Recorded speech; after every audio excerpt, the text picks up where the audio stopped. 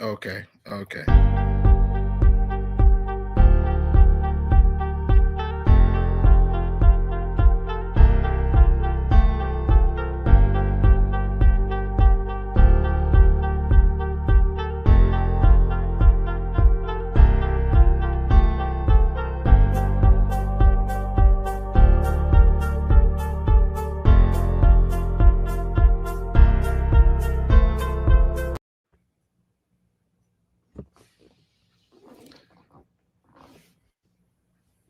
What is going on? What is going on, bro? We are live again. My man, Captain Rob, what is good, bro? It seemed like it's been a long time. What's going on, bro?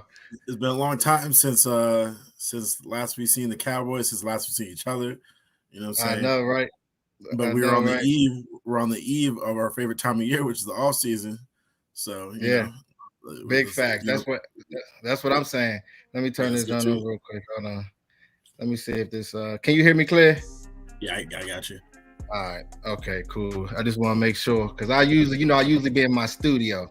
Yeah, Right. but hey, man, it's so much that's been going on with Cowboys Nation, though, bro. Like it. Yeah. I mean, the thing is with us, man. I know, when you're thinking about this past season and just seeing everything that went down, and so much, it's a big shift when it comes down to all this, the defensive coordinator and all the coaches. I just think that when you think about our team, bro, and everything that we have, even if we're bringing in guys like Mike Zimmer, I think that we'll still be okay with the talent that we got with the Micah Parsons. You're thinking about Trayvon Diggs coming back. Hopefully, Stephon Gilmore. Me and you did have a conversation about Stephon Gilmore, but I think that with Mike Zimmer, what he can be able to do with this defense and with everybody and adding pieces in free agency as well as inside the draft as well, I think that we'll be fine. But I think that that was kind of like the writing on the wall when it comes down to guys like Dan Quinn, bro. Right. Hey, I was so happy when we got Dan Quinn 3 years ago. He changed the face of our franchise, really. With the Micah Parsons and the defense, everything got better in Dallas. Three straight 12-5 seasons. Yeah, top ranked, yeah. The most turnovers over the last 3 years. Tops in sacks. I called this a chance defense, which meant sacks and interceptions are a kind of a chance thing on defense. Mm-hmm. But the 3 safety set, which I was wrong about, which I was really high on, but I was wrong about. We still need linebackers, and we got exposed in the playoffs. Yeah, and the thing is with me, like when you're thinking about guys like Dan Quinn, like I think it was one game where they had 6 DBs for like a big percentage of the game, like 95% of the game they was running 6 DBs. That's not a good look. And the thing is, a lot of these teams, bro, they like to play bully ball, and if they can be able to run the ball, they're going to expose you because their whole playbook opens up. But the thing is, the problem is they couldn't stop the run. Now, if they could stop the run and you don't have good enough of a scheme to be able to run the ball, we had the pass rushers to be able to exploit you. But when you get to the playoffs, that's when you got to turn up, man. It's big time, bro. Our defense was so predicated on our offense getting on the board first and playing with the lead that when we get in those tight ball games, you could really run the ball on us. So, like, let me ask you a question: do you think it was more Dan Quinn, or do you think it was more like personnel with Van Der Esch going down, not having a stout linebacker room to begin with, kind of having like a very short linebacker room? Do you think it was more personnel that he was kind of forced into doing what he thought was best? Because if you really look at Dan Quinn's past defenses, going back to the Legion of Boom, he had the Legion of Boom, but he had Bobby Wagner in the middle. Everybody can't run that scheme. When you don't have the personnel, you know what I'm saying? Right. That's my thing with it. Like, I think that when it came down to Dan Quinn, I'm not trying to throw no salt on Dan Quinn. Like, he's a very, very good defensive coordinator, and he knows talent. But sometimes when you're playing the bigger teams and teams that can be able to exploit you, that's just what it is when it comes. You have to be prepared. But when you think about the whole grand scheme of things, I think that it had a lot to do with his scheme. Some of the player personnel, when we're talking about these linebackers being undersized, you got to get big guys in there. That's why, with me personally, I feel good about Mike Zimmer being there. He got to go out there and prove it because, he's had some good times with NFL teams, and there's been some questionable times as well. But if you can get the right guys in there, I think that will be fine. But when you think about his type of scheme and you're playing guys off coverage and, not doing things that, a lot of these players are not used to, like Stephon Gilmore being off coverage. Little things like that, man, I think that was just opening up everything for their offense, bro. Right. I think we were like scared of their speed on with the wide receivers, and we just went completely away from what we do. Like we're not a zone team. We're a man-to-man team with the high safety, and then we get safeties in the box, helps out the run. So I think we just completely went out of character. But hey, stuff like that will get you fired. It'll get you fired completely. Hey, shout out to Mr. O'Shea. What's going on, man? That's my guy. He said nothing but more personnel. Then he said and switching it to more odd fronts. Yeah, it was just things that they had to do. Like the thing is, man, like you have to switch up. A lot of these times when you're going into the playoffs, you got to have like 3 to 4 different schemes in your back pocket. If they see that you're doing the same thing, they're going to continue to exploit you. So hopefully guys like Mike Zimmer, like, let me know how you feel about Mike Zimmer, bro, because I mean he's been around the league for a very, very long time, and I actually do like the way that he runs some of his defensive schemes, and I think that it can really have quarterbacks overthinking, bro. So Minnesota's defense has given the Cowboys personally problems for a long time, and they've been a top defense for years, right? And he plays defense like I like to play defense with big dudes. You know what I mean? Mm-hmm. He's always played with big defensive tackles, big linebackers, right? He's not really predicated on speed. So I feel like with the speed we already have on our team, and then you bring in Mike Zimmer, who hopefully comes in just like Dan Quinn did and pounds the table for his type of people. Right, because right now this personnel group on defense, the 30 guys we have on defense, Mike Zimmer is not going to stand for that, right? There's no size there, right? I think it's going to be good for what we need, right? If we put some size, with our defense, and we can play some tough defensive football in the playoffs now, which we have. We like last year against San Francisco, we played a tough defensive game. Right, but the offense didn't come through, right? But this year, the defense fell apart, right? Whatever, and I really think that was due because we didn't address the linebacker room, which I was saying from the get-go. We did not address the linebacker room. You were saying that from the very beginning, bro. I was like, I love the Brandon Cooks, I love the Stephon Gilmore, but we are light at linebacker, right? And Lane Vander already has an injury history. But like we're light at linebacker, and then we draft. I wonder what's the deal with him, bro? Is he gonna come back this year? Chat box, y'all let me know, Mr. O'Shea. What's y'all thoughts on LVE? Do y'all think he comes back this year? Because that linebacker position is imperative, bro. And one thing that I do like about Mike Zimmer, guys, is Mike Zimmer has that type of defense where the linebacker position. If we're talking about this linebacker position, it's gonna be a lot of times where you're gonna see those guys in the A gaps.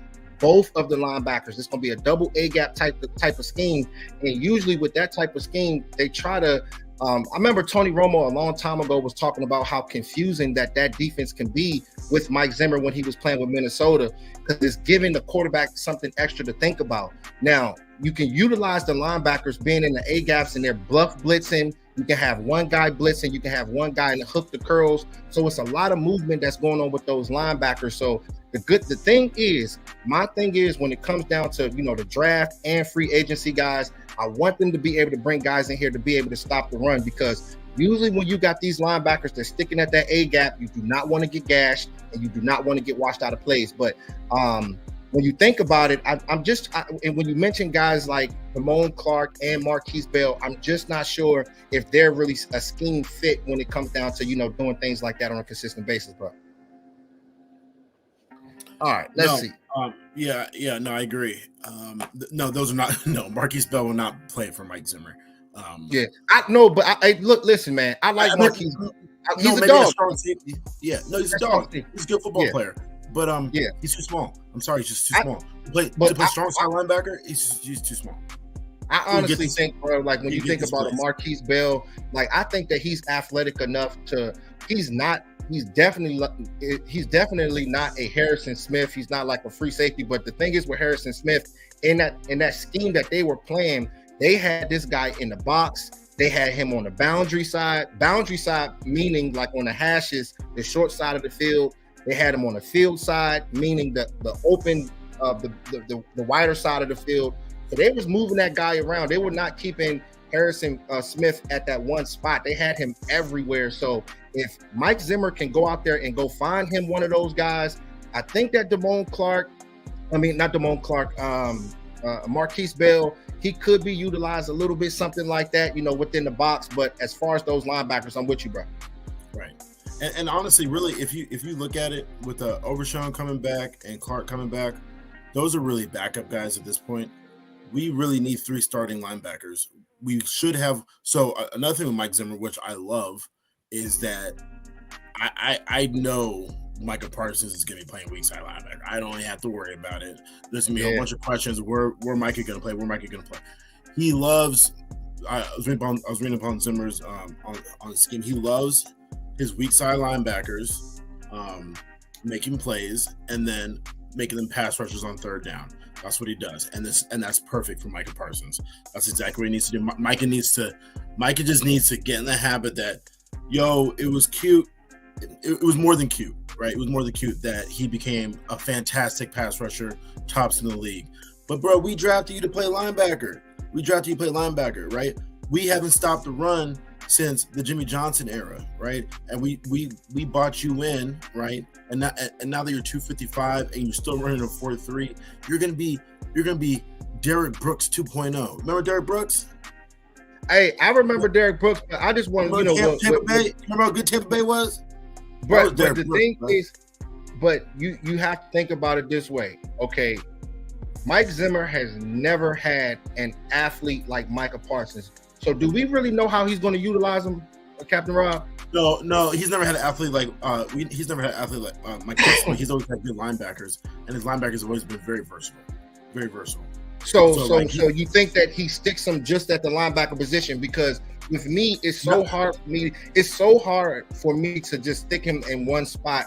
You want to be able to utilize this guy all throughout that front seven. This guy's closing speed, on the edge, as far as that linebacker, we might see, remember we was talking about the double A gaps, right? You might see him at that double A gap, but I remember me and my guy, Mr. O'Shea, we were talking about Micah Parsons dropping down in coverage. He's going to have that mindset that it's not always about see ball, get ball. If they utilize him at that linebacker position, it can't just be see ball, get ball. You got to drop in coverage, bro. You know what I'm saying? Because a lot of times, if you're not getting enough depth, that's why we were having so much problems with Green Bay. They was hitting dig routes. We were in cover 3. They were dropping in coverage. Their dig routes, they were a little bit more deeper than we were, and they was hitting them guys on a number. So just being utilized in both areas, I think it could be fine, but it's going to be mental when it comes down to Micah, bro. Well, and you can go and read the comment too once you finish, bro. My man. First, we were having trouble with those dig routes because we were playing off the ball zone 3, and we had no pressure on the quarterback. That's another story. Second, Mike is too good to be used in one position. But when we get in trouble, he needs to help stop the run at the linebacker position. What is the point? Teams run the ball. Teams still run the ball. I know this is a quarterback league, but running the ball is still important. People still run the football. Critical. Running backs, nobody's offense. I don't care if you're the number one pass heavy offense in the league. It's not like it's 70-30. It's still like 60-40. Pass to run. So people still run the football. Micah, you need to come help. You need to come help solidify our linebacker position. So let's say, like, just simplify it, right? Micah, first and second down, you're playing linebacker, bro, right? Until they get into it. So maybe second and 10, then we can start doing some other things. But third down, go get the quarterback. Let it rip. Let it rip, bro. And that's gonna save his career, bro. Like, bro, I played defensive end. My knees still hurt from going against big old tackles, right? Like, Mike is not built for that. Mike is 200. Hey, remember, hey, Cowboys Nation. Do y'all remember when they were talking about Micah was going to gain 6 pounds? Usually they do that because they want you to be, if you're playing that defensive end position. This was in the springtime, last spring. They wanted him to gain 5 or 6 pounds. But usually when they do things like that, they want you to be going up against those tackles once we get to the playoffs where we are now. Where we were at that time. But I just think that even with those. Sorry, go ahead. No, go ahead, bro. Go ahead. No, even with those 5 extra pounds, he's only 255. So the average defensive end, like DeMarcus Lawrence, is 280, 285, 290, right? The average defensive end in this league is like 6'6". You know, the prototypical defensive end in this league is 6'6". Like Nick Bosa is 6'4", 270, right? Yeah. Mike is never going to get to 270. I mean, maybe he could. I mean, I don't know why he'd want to, right? That would take away from his explosiveness. Yeah, right. You don't want that. But Micah, go play linebacker. Stop taking all these hits on your body. It's basically like we're almost kind of treating Micah like we did Zeke. And bear with me a little bit, right? We ran Zeke into the ground, right? Zeke was an explosive power back, very like magical combination, right? But if we had like Tony with Zeke from the get-go and we could use both of them, Zeke would still be kind of high flying to today, right? But he got beat down because we used him so much, right? And now we're using Micah basically kind of in the same way at a position. We're making him play first and second down defensive end, what he's not built for. He's going against people 70, 80 pounds heavier than him. In the run game, it's going to wear him down. I want Micah to be with us for the next 15 years, right? Which he can be. I want him to be. I think he can be, bro. You know, he could be. Who has a career sack record? Bruce Smith at 200 and Reggie White at 198. Yeah, those up there. He could get there. He's already at like 48. No. To be honest with you, bro, he can get there at the linebacker position too. Because the thing is, man, when you have a player that has his closing speed and can be able to just blitz between A and B gaps. I mean, I've never seen. It's been a long time since I've seen a player that heavy that can be able to close that fast. So whenever you have that type of ability, I think Mike Zimmer is definitely licking his chops with that. All right, shout out to Mr. O'Shea. He said, he said, go ahead, you can read it, bro. Go ahead, read that.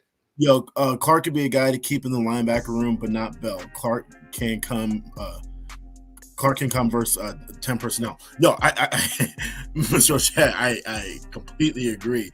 Bell is not a linebacker. Bell's like he's a cool little piece to have, right? He could be a big nickel guy, right?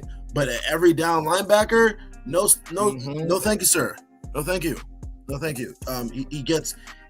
I saw Travis Kelce put his hands on him on this one play. First of all, if Jason Kelce puts his hands on you, he's a Hall of Fame center. You're gonna get displaced, even if you're gonna get moved off the line. Yeah, you're gonna get removed. But at 214, yo, Bell was out the camera. I was like, bro. That's why I say, when you're thinking about a guy like Mike Zimmer, size is very important. So I want to pivot because, when you're thinking about guys like Stephon Gilmore, I just want to hear your thoughts when it comes down to bringing a guy like him back. Because with me, I feel as though, with his talent, he's an older player. But when you think about guys like Mike Zimmer, right? We're talking about Mike Zimmer and guys like Terrence Newman. Remember, Terrence Newman went over there and played with Mike Zimmer when he was with Minnesota. And he was thriving. He was doing a very good job. They had a very good front seven. They were stout over there. I feel as though that when you think about a Stephon Gilmore, his skill set is right up there with a Terrence Newman at this point right now. So I think that Mike Zimmer would like to bring a guy like him back, bro. Because what he can be able to do on and off the field, this guy, with Trayvon Diggs coming back and guys like Deron Bland, I mean, we got some dogs right there, bro. And I feel real good about the cornerback position. Gilmore is not the problem, okay? If we can keep him for, a good contract and we can get him under the salary cap, bring him back. I think it's going to be a little hard, but we're going to get into salary cap a little bit, in a little bit, but we could bring Gilmore back, right? Last year, I think he was only like a couple $1 million cap hit. We could bring Gilmore back. And I think he's an unrestricted free agent this year. Yeah. Mm-hmm. So the writing's kind of on the wall for him too. Like a lot of free agents. He should want to stay. He should want to stay in Dallas because we still have a talented football team. We won 12-5, guys. It's like we won 5-12, right? We went 12-5 this last. Look, man, our problem is getting to where we want to go. Like, it's funny because shout out to my guy Jay Tuck, because the last time I went live, me and Jay Tuck was on together, and I was pretty much telling him that like when you think about like all the 3 and 4 letter networks, a lot of people they say that we're over here saying we gonna win a championship. Oh, we gonna win a championship. Nah, bro, that's not that type of energy over here. We know we got talent. We know that if you don't have, if your team is not ready to play us, we will remove y'all off the field quickly. But the thing is, when it comes down to our Dallas Cowboys, we got to step up when it matters most, bro. I've been saying that all summer, bro.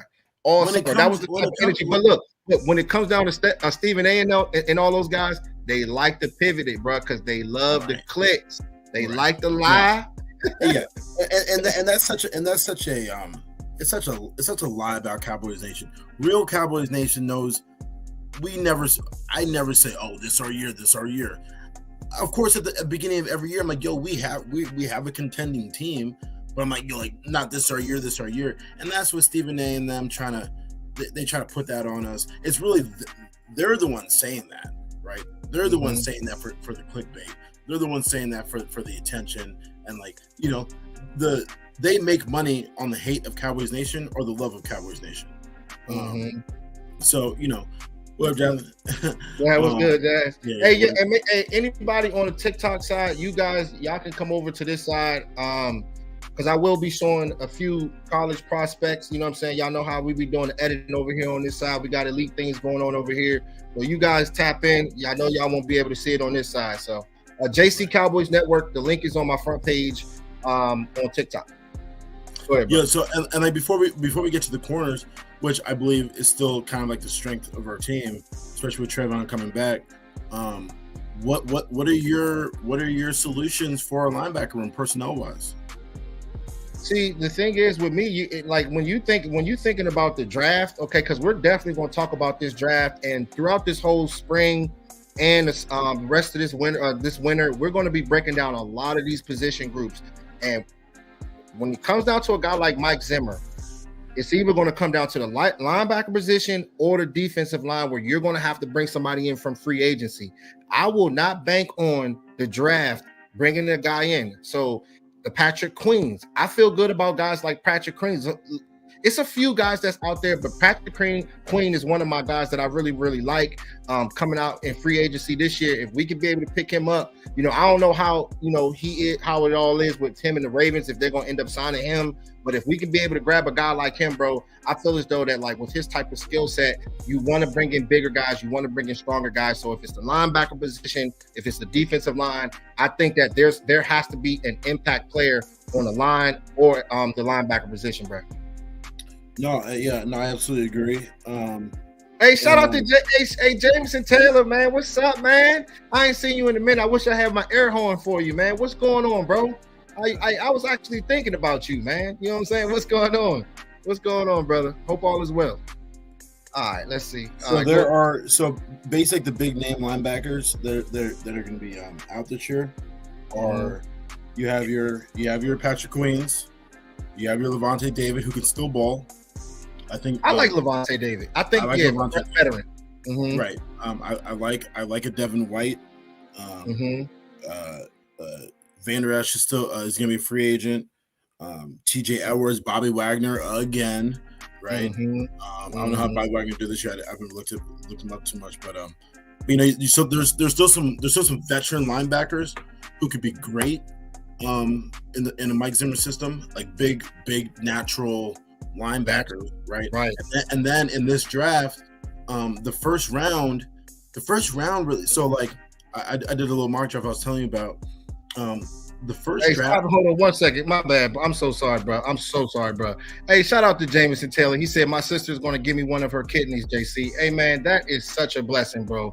That is, hey, bro, literally, that is like the best. That is literally the best thing that I have heard this month. You know what I'm saying? Because there's been so much going on. JT, I got a lot of love for you. I just lost my one of my close friends yesterday, Lonnie Love. Shout out to Lonnie Love. It's so crazy how short life is, but you see so much good energy when it comes down to so many good people. And just being on Cowboys and just being here with a family, I appreciate y'all so much. God is so good. And it's just, you know, he's an on-time God. He's an on-time God. And I love it, bro. I love to hear stories like that, man. And things like that keep me going, bro. So much love to you, man. Thank you, bro. Thank you. I love that stuff, Jazz.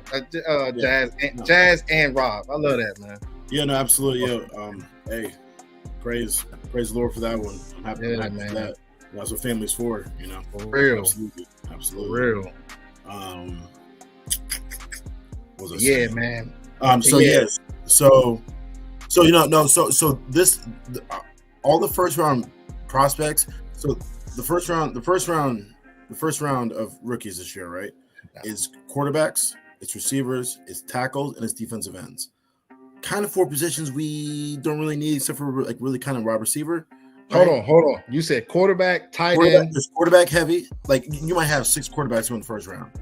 You might have 6 tackles going in the first round. You might have like 10 offensive linemen going in the first round, right? Mm-hmm. Then you might have like another 6 edge rushers going in the first round, right? Yes. And then you might have like 4 or 5 receivers going in the first round. Mm-hmm. That's already 20-something guys, right? Right. We pick at 24. So let me ask you a question. Right. Because I'm about to show a highlight real quick. Yeah. Do you think that 2 centers are going to go this in the first round? Yeah. Yeah. Absolutely. And like 2 centers this year? No. I wouldn't say 2 centers.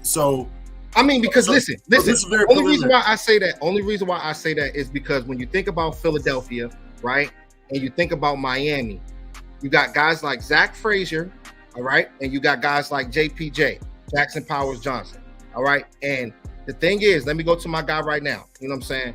Looking at Jackson Powers Johnson, let me see if I can start my guy over. Okay, looking at Jackson Powers Johnson, he is one of my favorite players coming out of this draft class. And we do have to talk about this offensive line. But when you think about Jackson Powers Johnson and what he can be able to do, how physical this guy is within the interior, being a leader on and off the field, and not only that, but being able to get open in space and being very, very athletic, bro, it's hard to be able to find centers. If you can see this guy right here, just being physical like that, bro. Whenever you have guys like that can be able to set the tone, it just makes it better for everybody on this team. The next clip right here is another clip clip of him getting to the second level. I mean, it is beautiful things to see when it comes down to these highlights, when it comes down to this player. But being able to have that interior leader and being able to get to the second level and doing things like that, bro, I think it's going to be better for the offense. And if we can be able to get this guy, I'm going to be doing backflips. Definitely going to be doing backflips, bro. Yeah, no, we're obviously gonna have a hole at center. I don't think we'll bring back Tyler Biadasz. Mm-hmm.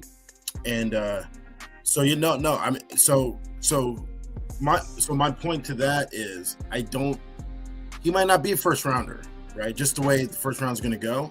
But maybe you have a good point with Miami. He's going to be a first rounder. He's going to be a first round. This guy is going to be a first rounder. So like I said, so like this very preliminary. I haven't done my due diligence yet, and like prospecting on these guys.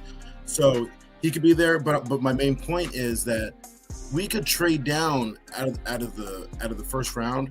And like, sorry, I did a mock draft the other day where I basically got 5 picks in the top 90, right? And I addressed defensive tackle, I addressed linebacker, I addressed the center, right? I addressed the center, and I believe I got him in like, I don't remember. I'm pretty sure I got him like in the 3rd round. I'm not gonna lie. Who in the 3rd round? This dude. Absolutely that's not happening. No, I could be mistaken. I don't really remember, bro. Because the thing is with him, bro, like being one of the guys, right? He was a 3-star wrestler. You know how big I am when it comes down to wrestling. Yeah. Zach Frazier is another one of the guys that was a 4-star wrestler, not giving up a sack. I think he only gave up like 1 sack his whole career in college. Like when you have players like that in the background that this guy has, like if this team is going to take that next step, guys, interior matters. I know that the wide receivers, that's pretty. The running backs, that's all pretty, but that's what gets you to 12-5. That's what gets you to 12-5. When you do those solid picks, the Zach Martins, the Travis Fredericks, that's how you can be able to play bully ball. That's why I say that, a lot of people, shout out to my man, Mr. O'Shea, he said 1,000% he's going round 1, because the thing is, when you think about players like him, bro, you think about guys like Travis Frederick. And that can end up being like a trade back scenario if he's still available, but I'm not sure if I don't think we can be able to go that far. Right. So listen, again, I absolutely agree. I like the video on him. You showed it to me yesterday, and I looked him up a little more. I love his size, right? And I would be very happy to pick him up at number 24 to solidify another great era of Dallas Cowboys offensive line, right? Zach Martin and Tyron Smith are almost done. Both still two all pros, right there, right? So you can't fake on them. But with Tyler Smith, right, Terrence Steele kind of having a down year a little bit, having a center, and like that's going to help us re-solidify this running game, or it's going to help us revamp this running game, right? But again, my main concern is always defense, right? Especially when you give up 48 points to the Green Bay Packers, right? Yeah. And you get gutted, right? And we just got gutted time after time, especially coming down the stretch. Yo, DeMarcus Lawrence, I didn't like what he said the other day. He said we were tired or whatever. But I was like, yo, you guys are tired. Hey, we'll get there. Oh yeah, we was about to get there. Yeah, that's another. No. Yeah. So we'll get there. But like, I was like, you guys are tired because the Buffalo Bills. Because hold on, the Buffalo Bills ran the ball 48 times against y'all, and then Miami gutted you guys, and then who else is coming down the stretch? And then we played. Who was that second to last? The Lions, right? Lions. Another running team gutted us, and then you have the rest, because then you got and then you have the Packers just gutting us, right? And like again, we play speed chance defense. We don't play stout physical defense, right? So again, for me, it's all about like reestablishing this defense, reestablishing the big people on defense. I think that, with our type of scheme, I mean, we do have some of the guys that can be able to play that type of ball that you're playing. But I just think that, when you're thinking about free agency and the draft, as well as starting over new with a new defensive coordinator, I didn't know for sure which way we were going to go with the defensive coordinator, but just bringing in a guy that just can switch things up, just have a different mindset. You got guys like Micah Parsons. Let's go. Something had to change, guys, and we knew it was coming. If it was going to be Mike McCarthy, if it was going to end up being guys like Dan Quinn, something had to change. Hey, shout out to Ready Red too. All right, let me go to this comment on the TikTok side. He said, "I don't see us taking a center in the first round." He said, "No trading down. I'm taking a wide receiver." Okay, see, if you're taking a wide receiver and you're doing things like that, and you know that there's better players within the trenches, I mean, you fall right into what everybody's been talking about, bro. Like it looks good, but what is it going to look like once we get to December? What is it going to look like when the games really matter most? Yes, it can get you to 12-5, but I believe that the offensive line or the defensive line, if you can get that stout right with Mike Zimmer running that over on that side, Mike Solari, everybody on the offensive line, it matters, bro. That's how you can be able to take that next step to get to championships, in my opinion, bro. But as far as wide receivers, that's that pretty boy stuff that gets you to 12-5. I'm good on wide receivers. Dak has gotten us to 3 straight 12-5 seasons with the likes of Noah Brown's in them, and like Michael Gallup's not doing nothings, and CeeDee Lamb is dog, right? So like I'm good on wide receivers in the first round. So in this particular draft simulator, and again, it's very early in the draft process, right? Yeah, very early. Jackson Powers Johnson is the 35th prospect, right? He's number 1 at the center position. So that's technically a grade, round 2 grade, right? Zach Frazier is number 46. Hey, Zach. Yep. Zach Frazier. Hey, bro. And then the center that I drafted was Cedric Van Pran from Georgia, and I only drafted him because I didn't know anything about him. He's a Georgia guy, and I like his size. Right. I feel you guys. You win 56 straight games. You can play for me. Yeah, it's a lot of guys that we're going to have to break down, bro. It's just so much more breakdowns that we got. But center is a key position that we do need, for sure. Yeah, yes, we do. That's why I say, hey, shout out to the 24 people that we got in here. Make sure y'all smash that like button for me, man, so we can beat this algorithm. So they can let all my subscribers know that I'm live, because sometimes they don't let them know that I'm live. So y'all tap in with me, man. But I definitely appreciate y'all. Shout out to my man, Mr. O'Shea. He said a lot of value at wide receiver in the later rounds. That's what I'm saying. Like when you're thinking about the draft, right? When you have so many players, can you find another Tank Dell in a 4th or 5th round? Right. Can you find a Puka Nacua? That's the thing. Right. The same thing that I think about the running back position. A lot of people have been talking about a lot of running backs, the top tier running backs from last year, the Bijan Robinsons. I know those guys are really good, but can you find yourself a Kyron Williams? That's why I say the trenches matter in the beginning of the rounds, guys. Can y'all listen to Captain Rob and find yourself a Devin A-Chain, please? Jesus. Yeah, you know what I'm saying? Him too, bro. I wish I was in my studio, and bro. So to the guy that said he wants to draft a wide receiver first, right? I would want to say, and you say he's on TikTok, right? So summarize what I'm saying since I know you can't hear me. Yo, no, they can hear you, bro. I'm not in my studio. I don't got my headset on. They can hear you. Yeah, so with the wide receiver, so I know there's a lot of good wide receivers in the first round, but with having a CD Lamb and the emergence of my man Jake Ferguson, that's my guy. With the emergence of those two, right? Wide receiver 2, like whoever's going to be at the position is going to eat, right? And you already have a solidified quarterback that like who played at MVP caliber. Like forget the Green Bay game, right? I know it's about playoffs, but again, it's also still about getting back to the playoffs, right? Yes. When you get a wide receiver 2, he's gonna be able to eat, right? And I don't think and there's still a chance we bring back Brandon Cooks. So I think we're gonna trade. Hold on, but I think that Brandon Cooks still had one more year left. Oh no, he's under contract, but like I think so. Him and Michael Gallup are definitely on the trade cut blocks, like for cap purposes. But I think we like Brandon Cooks, and Brandon Cooks came on at the end of last year. Yeah, so I think we bring Brandon Cooks back. I would love to bring Brandon Cooks back, right? Big facts. All right, let me go here. Hey, shout out to my man Ahmad, man. What's good, bro? Hey, you gotta tap in with me on the live stream. We're gonna have to connect with me, you, and Captain Rob. That's gonna be fireworks, man. I appreciate you. He said Dak needs a running back. Dak needs a running back free agent, and that will help the wide receiver room. Jalen Tolbert is ready. So as far as the running backs, right? I'm wide open, right? When it comes down to this running back position, when you think about guys like Tony Pollard, I missed with that one, bro.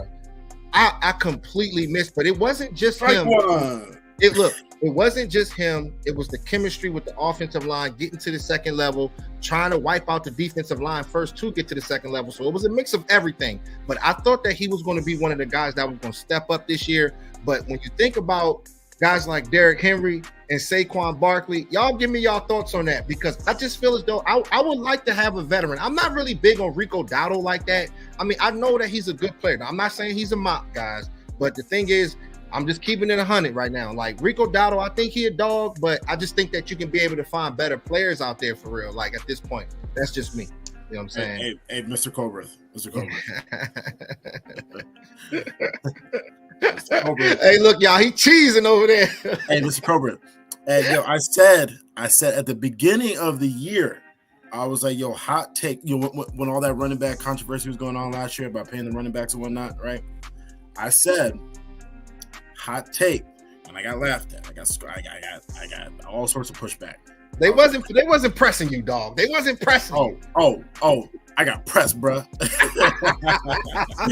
I was like, yo, I had a wrinkle shirt. That joint came out flat, dog. I was like, yo, look.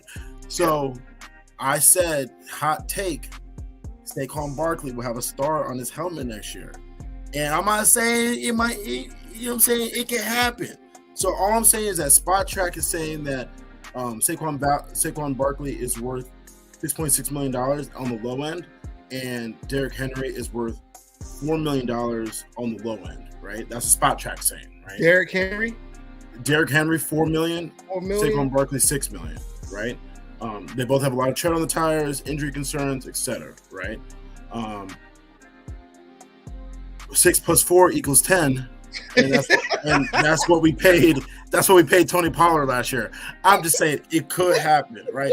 Imagine if we bring in a Saquon Barkley and a Derrick Henry to really revamp this running game. You said a Derrick Henry? And okay, man, that's thirsty. Nah, it's the offseason. It's the offseason. Yo, I could dream, right? I know that's bro, that's dreaming, man. Dreaming. We don't have that's steaming Willie Beeman dreaming, bro. Willie Beeman, right? So right now we don't have a running back under contract, right? So we could do it if we wanted to, right? Like imagine bringing in two running backs of that nature. So let's just say we got a Derrick Henry and like we got another Antonio Gibson type, right? Something like that. Two running backs that we can get under $10 million because apparently we're okay with paying a running back $10 million that only gets 1,000 yards. So why not bring in two vets and then go get like a 5th round running back? Right, you need multiple backs in today's NFL. No more 25 plus carries other than Henry. Thank you, Mr. O'Shea. Thank you. And if Derrick Henry, hold on. If Derrick Henry wants to have an extended career, he wants to go he should want to go somewhere where he's only going to touch the ball 15 times a game. And Saquon Barkley the same thing. That's what I'm saying. But that's living in like a dream world right there. Shout out to my man, Mr. O'Shea. He said it's night before the Super Bowl, baby. You know what I'm saying? Dreams can happen. You need multiple backs in today's NFL. No more 25 plus carry guys other than Henry. Yeah, and the thing is with Henry, you don't even want to be pressing him out like that. That's why we got a lot to talk about when it comes down to these running backs as well. Like in the future shows, I got some things to show, man. It's just so exciting, man, when it comes down to this draft. And shout out to everybody from the TikTok side, YouTube side. My man said that would never ever happen. Yeah, I don't think that will ever happen either. Rob is dreaming right now. I don't know what Captain Rob is thinking right now. But look, if you could be able to do something like that, that'd be kind of a statement. Is that $10 million? $10 million? I'll bring both of them. But come on. Yeah, I'll extend both your careers. Yeah. All right. Let's see. Shout out to my man Ahmad. He said Cooks and Gilmore coming back.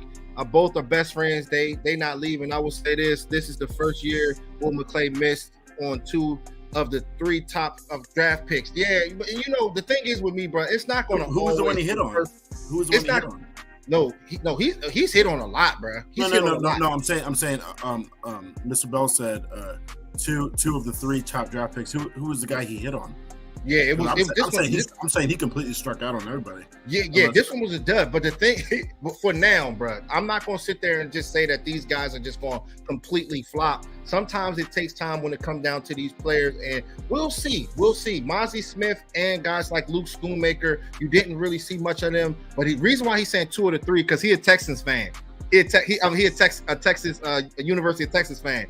So his guy is Overshown. That's my guy. Yeah, okay. Yeah. So I think he's the jury's out on Overshown. Yeah. So keep in mind, because Luke Schoonmaker.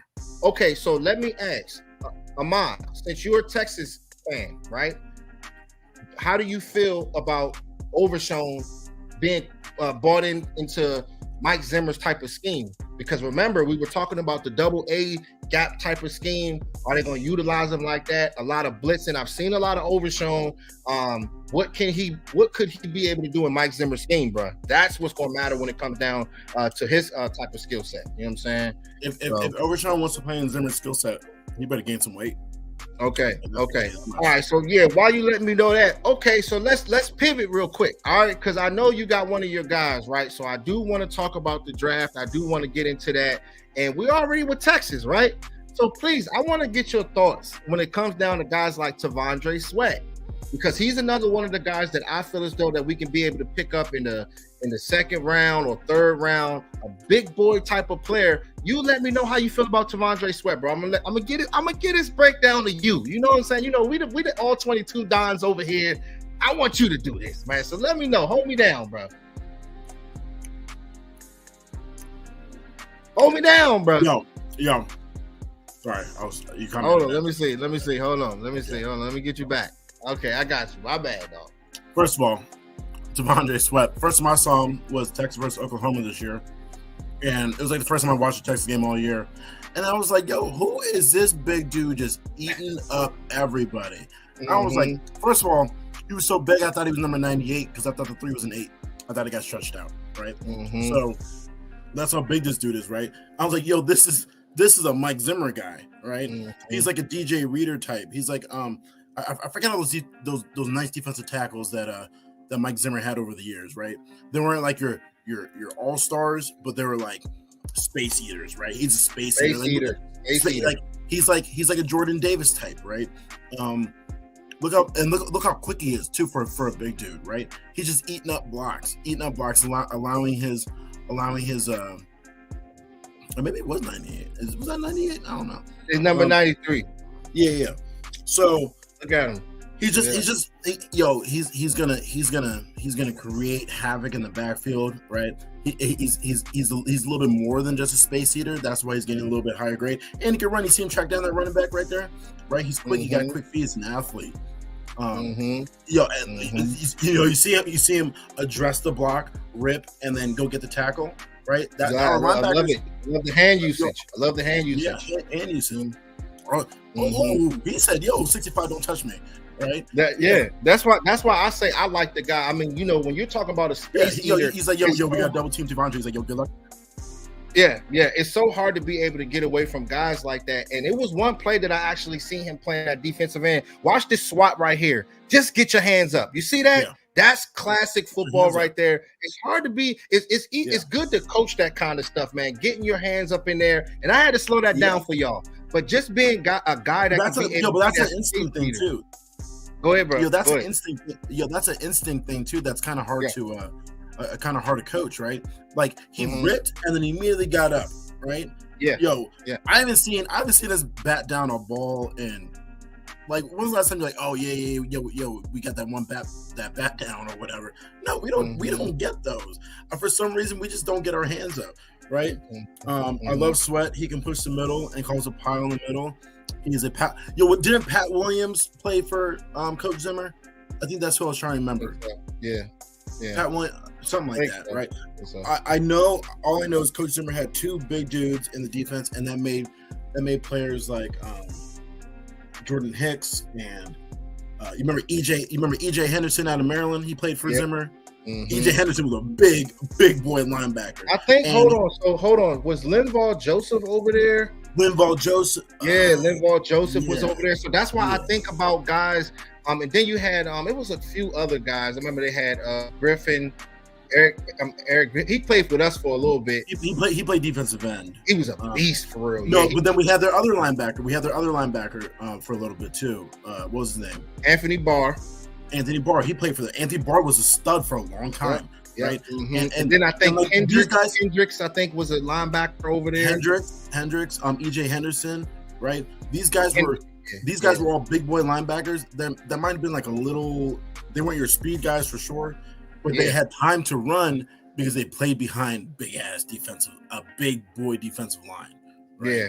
So like, man, like with me, brother, like when you think about a guy like T'Vondre Sweat, like it's great to be able to see players that have that size and can be able to use their hands. Now, when you're thinking about this guy's type of skill set that I saw throughout the all 22, like he is going to have his plays where his motor is not going to be there. Because a lot of times I saw on tape, it kind of seemed like he was kind of not getting washed out of plays, but they were stymieing him at the line of scrimmage. So you got to just keep in mind, like it's not going to be one of those situations where he's a 3 technique and he got that high type of motor. We will get there in a minute, but when you see a player like him, when you're thinking about a 1 technique, I think that he can be there for us in the 2nd round.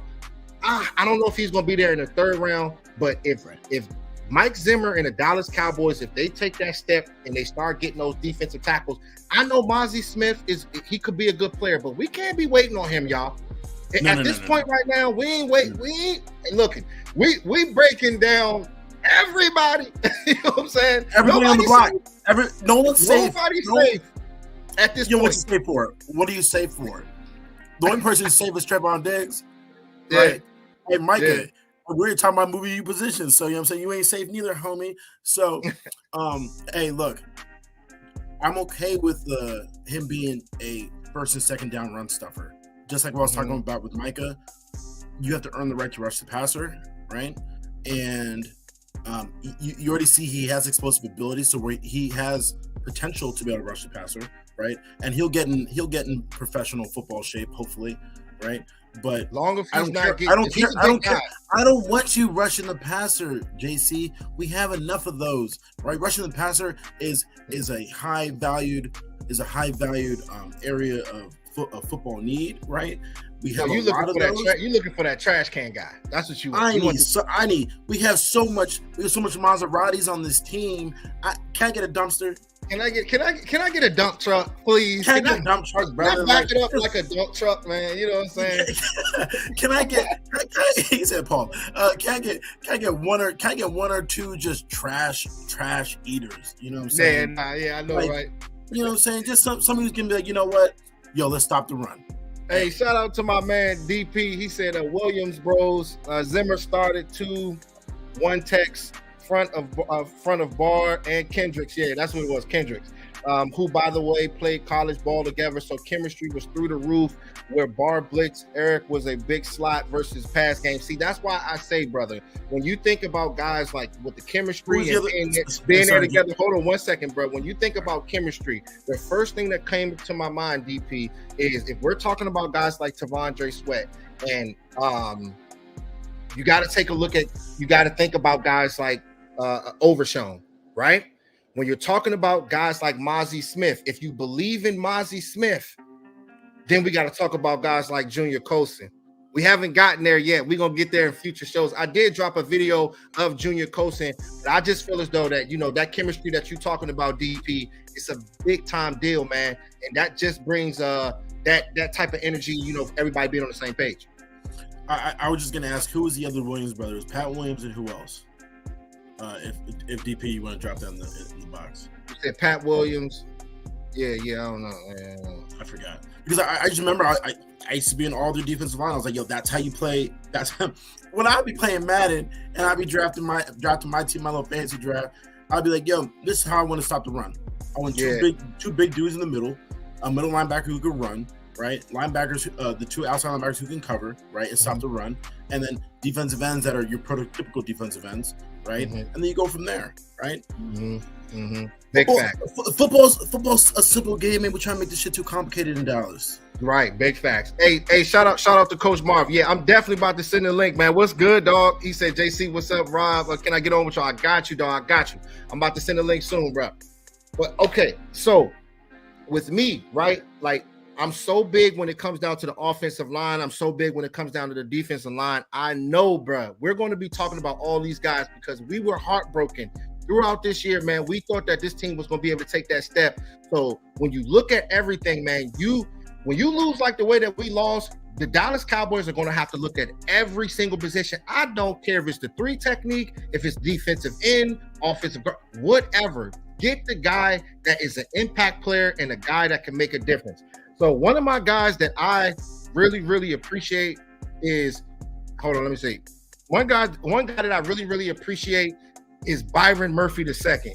And I have not talked about him on the live stream, but just seeing a player that is so powerful and being one of the strongest guys, and he's on Bruce Feldman's freak list, but just seeing the low center of gravity that this guy is being able to play with, and you guys can see that zoomed in, a guy that is completely strong. Look how low this guy gets and see how explosive this guy can be able to get at the line of scrimmage. It's hard to be able to find defensive tackles, guys that are dogs within the interior. And I know that when you think about guys like Osa Odigizua, he's a good player, but keep in mind, yes, his run stop rate, it was a lot. It was a high percentage, but if you can be able to find dogs, that was a bad play right there. I don't know if I can go back to that real quick so y'all can tap into that, but I don't like that from him. The way that they were utilizing him. Just check this out, y'all. You see how he's hopping? You see how he hopped to the left like that? I don't like that. Because the thing is, I don't know if that's a scheme issue, but don't hop like that because sometimes that can get you washed out. Oh, hold on, JC. I don't like that. Go back. No, go back. All right, let me see. You're missing what happens there. Yeah, but you see how go back and pause it. Go back and pause it. Okay. Hold on. All right. So look at the beginning of the play, right?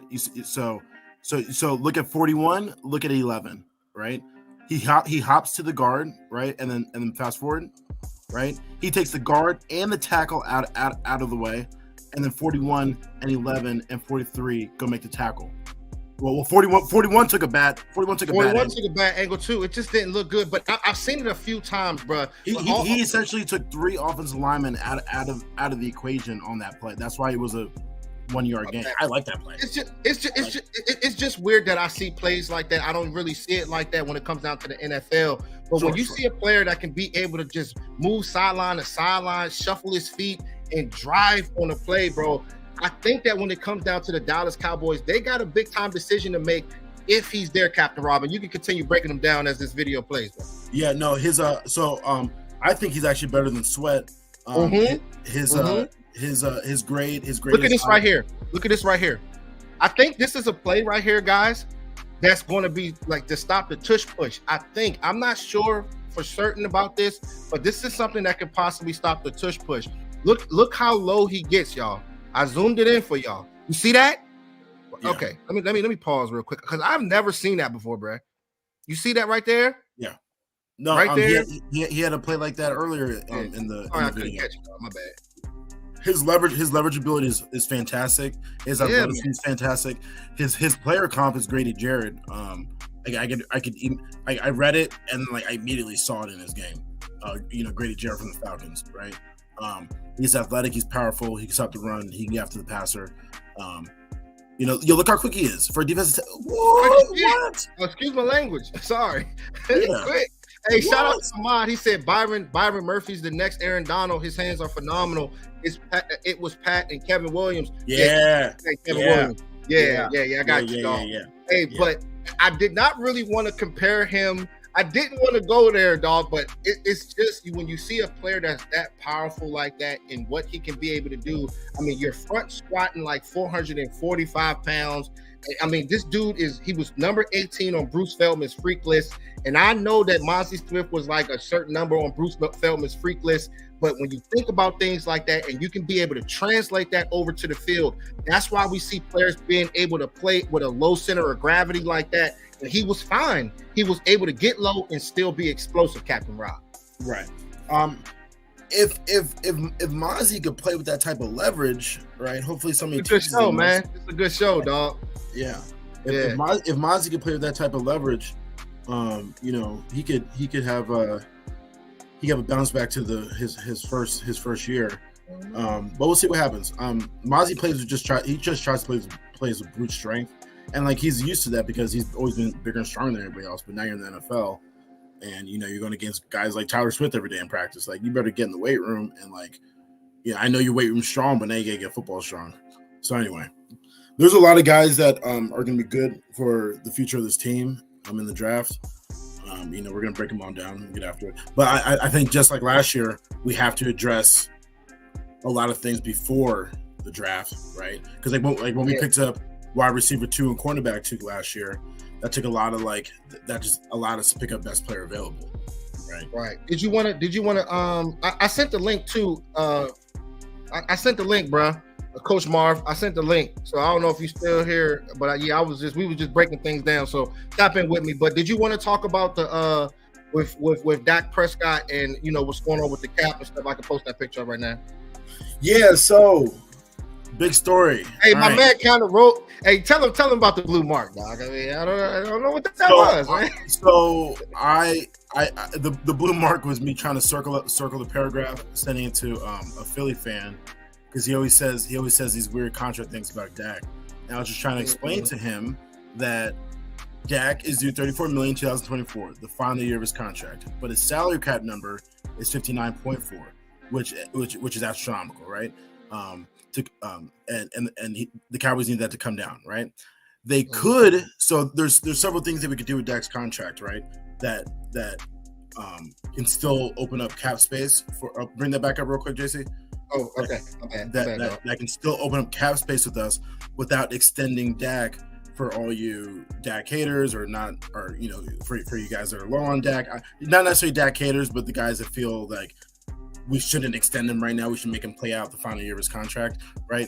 They could reduce that number by about $18 million by simply converting salary to a signing bonus and spreading out the bonus cap hit over the next 3 years. This year and the 2 voided years he has in 2025 and 2026, right? So basically what that means is, right, There's two. So Dak signed. So take it down. Dak signed a 4-year contract, right? 4 years, 140, I believe it was, right? With 2 voided years, right? Those 2 voided years are basically spread out the cap number of years, right? So we don't necessarily have to extend Dak to lower his cap hit. That's big for us, right? That's what the Joneses are really known for doing.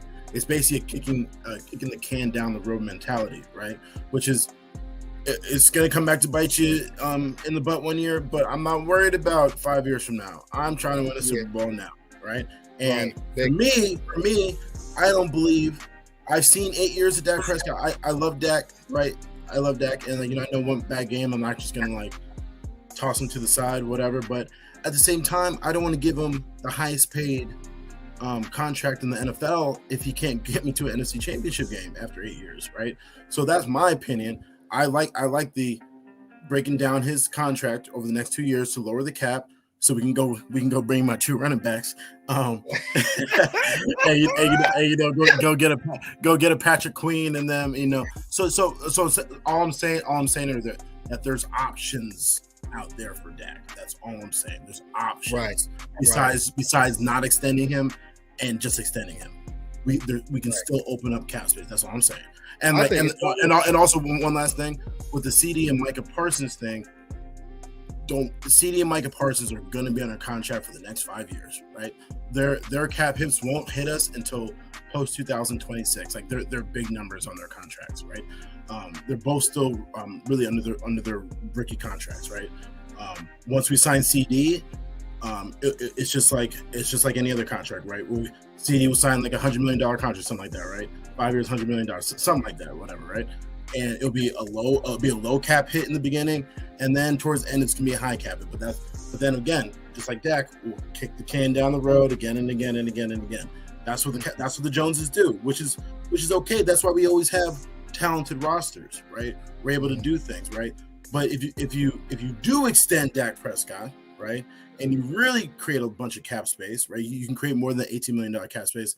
This is when you have to load up in free agency. You have to. I hope if we can be able to get that. The personnel department did okay last year, but you saw how it kind of failed towards the end. Coach Marv, what's up, my man? Hey, shout out to Coach. Hey, Coach Marv, man, what is going on, bro? It seemed like it's been years since you've been on, bro. It is always great to see you. What's going on, man? Hey, man. Listen, did you forget about me? Did you forget about me? I can't forget about you, JC, man. You and Rob, man, y'all do a great job. Man, you do an outstanding job in your draft analysis, man. You may have a job out there as a scout out there. You might need to call Will McClay up and see if you can get on a scout team. And Rob, you do, when y'all get together, man, y'all work well together, man. Y'all flow real well together, man. And I watch. I don't really follow the draft guys like that. I really depend on you all guys and a lot of other guys have showing guys, and I kind of look at some guys that. But the film analysis and the breakdowns, I think y'all do a great job, man. It's funny you say that, Coach Marv. Let me catch you on 1 second, because you say you don't watch the draft, but remember last draft you was talking about Matthew Bergeron, and he was one of the guys that you named, and he ended up going early. So I don't know if I would believe that. You know what I'm saying? You be seeing talent out there now. Yeah, the 2 tackles that Bergeron had an outstanding year too. Yes, he did. As well as Jones had an outstanding year if he wouldn't have got hurt. But before he got hurt, he had an outstanding year as well.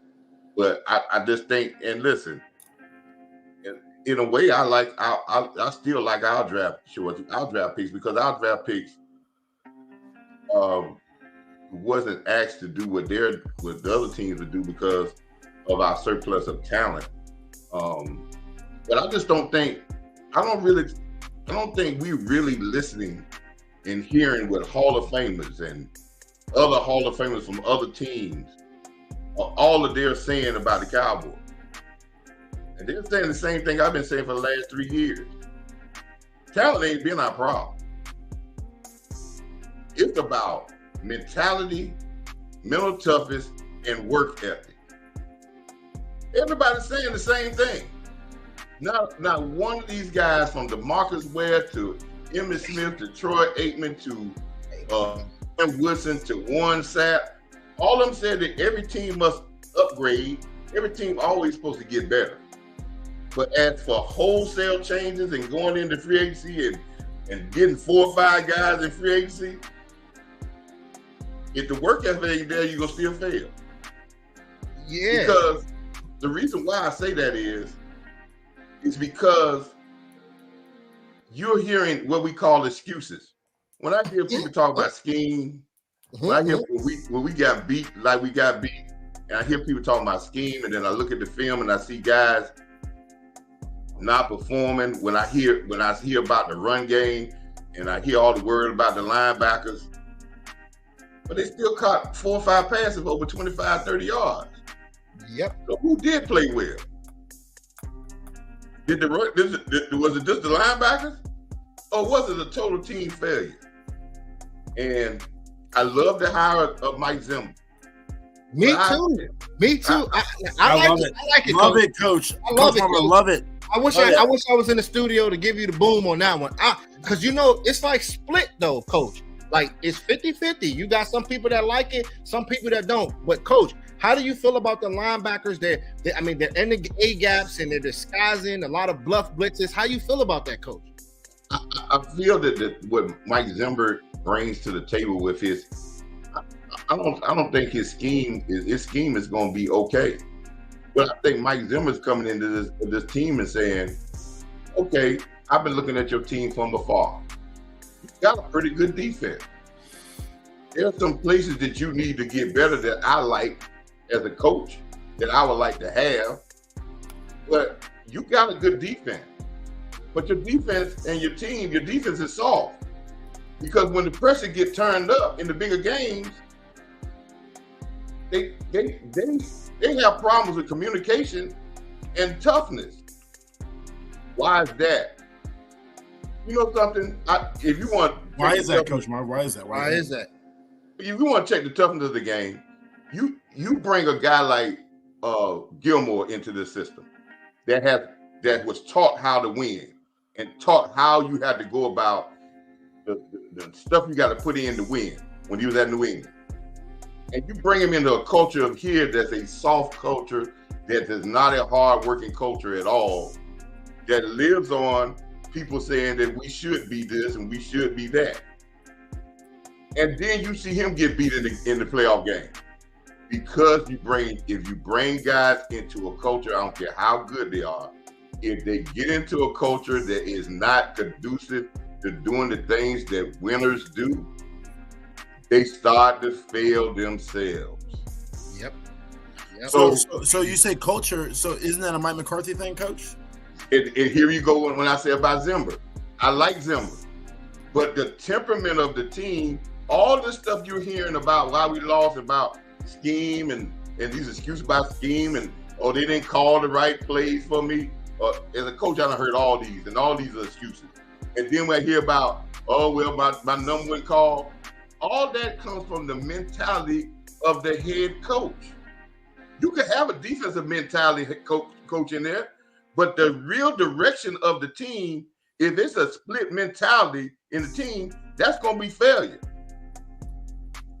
Even, I can tell you this, even when let's go back to Chicago Bears. People say they had 2 head coaches when they had Mike Dicker and Buddy Ryan, right? But the mentality, they might disagree, but the tough mentality still came from who? So basically, you're saying is that we might be right back in the same position next year because of Coach McCarthy. Okay, let's see how. Let me explain how hard it is for Mike. If you've been there 4 years, right, and you have set an environment of not working harder than everybody else, right? I say this: if we want to get to a championship, Mike McCarthy got to understand this. How can I change when I be in 4 years and now I get tougher on team on my last year of my contract? How are they going to respond to that? Or they just going to say, "Oh, he getting tough now. He ain't been tough like this for 4 years." Are they really going to believe that now? or they gonna think you being fake. So two things I want to ask. I want to piggyback on. One, isn't it hard? So you're saying he's been here for 4 years. 3 of those years he's basically second in command of his side of the ball under Kellen Moore. Then he's not a head coach then. Two, isn't that then going back to Jerry Jones and you're just bringing more of a yes man? If he's a man and he's in a head coaching position. Hold on, Rob. So you saying Mike Zimmers a yes man? No. I'm saying Mike McCarthy. Mike McCarthy, when he was brought in the same way. The same thing happened when Jason Garrett was brought in under was it Wade Phillips or was it Bill Parcells? Jason Garrett was basically brought in as that next guy. Kellen Moore was kind of brought in as that next guy, and Mike McCarthy was just a guy. Like up until last year, it was like, what Mike McCarthy, what were you doing? Now this past year, yeah, okay, cool. He had his hand on the offense, and again, another number 1 ranked offense, whatever, right? But what Coach Marv is saying, right, is that the mentality that and now his final year of his 5-year contract. If I'm a player on the team and all of a sudden Coach McCarthy wants to get real hard nosed, I'm like, where was this at the last 4 years? But again, if I'm a player on this team, I should look at myself in the mirror, right, and be like, if he wants to get hard, we should look collectively as a team from last year and be like, we were not tough enough when it counted most, so we should want to do that. But is Mike McCarthy going to do that? I don't know. I don't think so, because he's not that type of guy. You're right, Rob. Okay, wait a minute, because y'all saying that he's not that type of guy, man. Y'all got to think about it, man. This guy did get us to 12-5 the last 3 years. You know what I'm saying? Like, and then did what, JC? 12-5 is regular season bullshit. Okay, I got tough mentality, championship, physical. Well, I got you. But the thing is, bro, when you can get to 12-5, when you get to the playoffs, it's very important. But being 12-5 is a huge deal 3 years in a row. My questions is when you get down to the playoffs, I'm not going to just sit there and just throw fault at Mike McCarthy. I think it's a collective thing. That's why previous live streams, I was talking about the culture, guys. When you go to Dallas Cowboys, when you go to the stadium, when you go to the practice facility, it just seemed like it was so many things that were bright lights. How much does this team, how much are these guys buying in? I'm not going to sit there and play the fingers game, the point in the fingers game on Mike McCarthy. You know what I'm saying? Because I'm liking what he's doing for us right now, but I just think that, JT, let me tell you something about the Cowboys. I've been a Cowboy fan for a long time. And whatever media source it was the newspaper a long time ago. Guess who was the head of the lines of every newspaper? Jerry. Cowboys. It has always been that way. You know when you come to the Star what it is. But inside that football field, inside that locker room, inside those practices, you got to go overboard because you got more stuff around you. So you got to be more tougher than anybody else. Okay. Because you got more distractions than what others have. Okay, Coach. Let me ask you this question then, Coach. How many of the players on the roster right now are built for that moment, built for the bright lights, and built for winning? Since you said that there's the talent is there, how many of the guys? Because we talked about the glitz and glamour when it comes down to the Dallas Cowboys, but there are some of those players on that team right now that's not built for it. How many guys on that team right now is built for the glitz and glamour and on top of winning, Coach? Who should find that out? The head coach. Better. And I've said this on a million shows. The head coach job is to turn the heat up as intense as he can do, training camp, practices, because he got to know what makes his team break. Where's their breaking point? So if he never turns it up, he can't find out in the playoffs that pressure is too bright, because then you sitting home. When you have players go out, listen, if the head coach had a mentality of strongness, there's no way that a captain, a leader of your team, would get out and say that we were tired and we were fatigued. Mm-hmm. Hey, listen, man. Mm-hmm. Hey, look. Hey, Cowboys Nation chat box. That really didn't sit well with me. I was over here heated. I was so mad just to hear that coming from a DeMarcus Lawrence, that a guy that is a leader on the team. Like, I played football all my life, and I always play with that dog mentality. And you don't do that. You don't say that. You know what I mean? Being a leader. I don't know how you feel about that, Captain Rob. But with DeMarcus Lawrence, I got a lot of respect for him, and that one kind of shook me off right there. Two things to say to DeMarcus Lawrence. It made me real mad because I was watching Undisputed, and Shady McCoy dogged him, and I was real mad because I was agreeing with what Shady was saying. I can't stand him, and I can't stand Shady McCoy. So that's number one. Number two, Coach, are you saying that basically for the 2024 season we are dead in the water again? Well, let me ask you this question. How many lame duck coaches have ever won and did well in the lame duck season? Yeah, you thinking deep, Coach. I'm just asking. See, the Cowboys, writing's on the wall again. The Cowboys organization So we've identified the problem. The problem. The Cowboys organization does. They sell us something, and they sell us something that nobody else does, and we're going to be successful with it, and we're going to be successful. I point out on the show. This was on a big time show. Yeah, shout out to Big Time. That's right. Okay, the 49ers and the Kansas City Chiefs are in the Super Bowl. The Kansas City Chiefs has been in 6 straight AFC Championship games and 4 Super Bowls in the last 6 years. San Francisco have been in 2 Super Bowls and I think 4 NFC Championship games in the last 6 years. I have documented on Twitter where they have said, and the NFL has said, they're the hardest practicing teams in the NFL in training camp and during the regular season. Kansas City, think about this. Kansas City, tell me how many high-paid players they got on defense. Chris Jones, 1. He about to be out of there. And he better be out of there. 1. And then they got defensive back. They had a lot of injuries on their defensive backs this year. Yeah. They're playing with guys that's playing and starting in the Super Bowl, starting at the beginning of the year. Yeah. But this is what I'm saying to you. People going to say Patrick Mahomes is the reason. Don't you know if Kansas City wins the Super Bowl, they'll be the first team that had won 5-6 games in the year that didn't score in the second half in 6 games of this year. Damn. And one of those games was the AFC Championship game. They didn't score a point.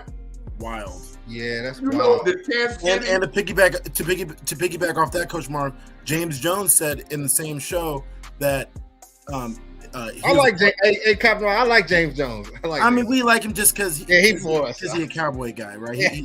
Yeah. For now, remember Keyshawn Johnson was at one point, right? But James Jones said of Mike McCarthy. He said, I cannot believe DeMarcus Lawrence said this because being a member of Mike McCarthy's teams, he said that Monday, Tuesday are basically off days. Wednesday they kind of go through like a little sprint through. Thursday's kind of like a little bit of off work here and there, and then Friday, Saturday they get ready for the game. I'm like, yo, that bro, JC, when we were practicing in high school, we were hitting Monday, Tuesday, Wednesday, Thursday, Friday walkthrough. You can't do that. Don't let me think. Don't let me. Coach knows that NFL and things. You can't hit so many days or whatever. Sure. But you could toe the line to that. And the 49ers might be good. He might be good for Green Bay. But Green Bay is not surrounded by the distractions of the Dallas Cowboys. Yeah. That's a whole other animal. So that might work in Green Bay because you got a close-knit family. That don't work in Dallas because you got guys going all, and they would take advantage of this. And I'm going to say this, and I forgot to say this one last stat that KC that makes it so great this year. You know how many plays they have given up over 25-yard defensively this year? How many, Coach? They only gave up 4 plays over 25 yards of their defense all year long. Yeah. And then do we get 4 in the playoff game? Hey, Coach, can you please mention coaching, please? So Coach Mark, what would you have done? What would you have done? And then would you have brought back McCarthy? If I'm going to bring him back on lame duck status, no. Why? This is the sad thing about this. I've been a coach. I don't even think Mike McCarthy even has value in itself.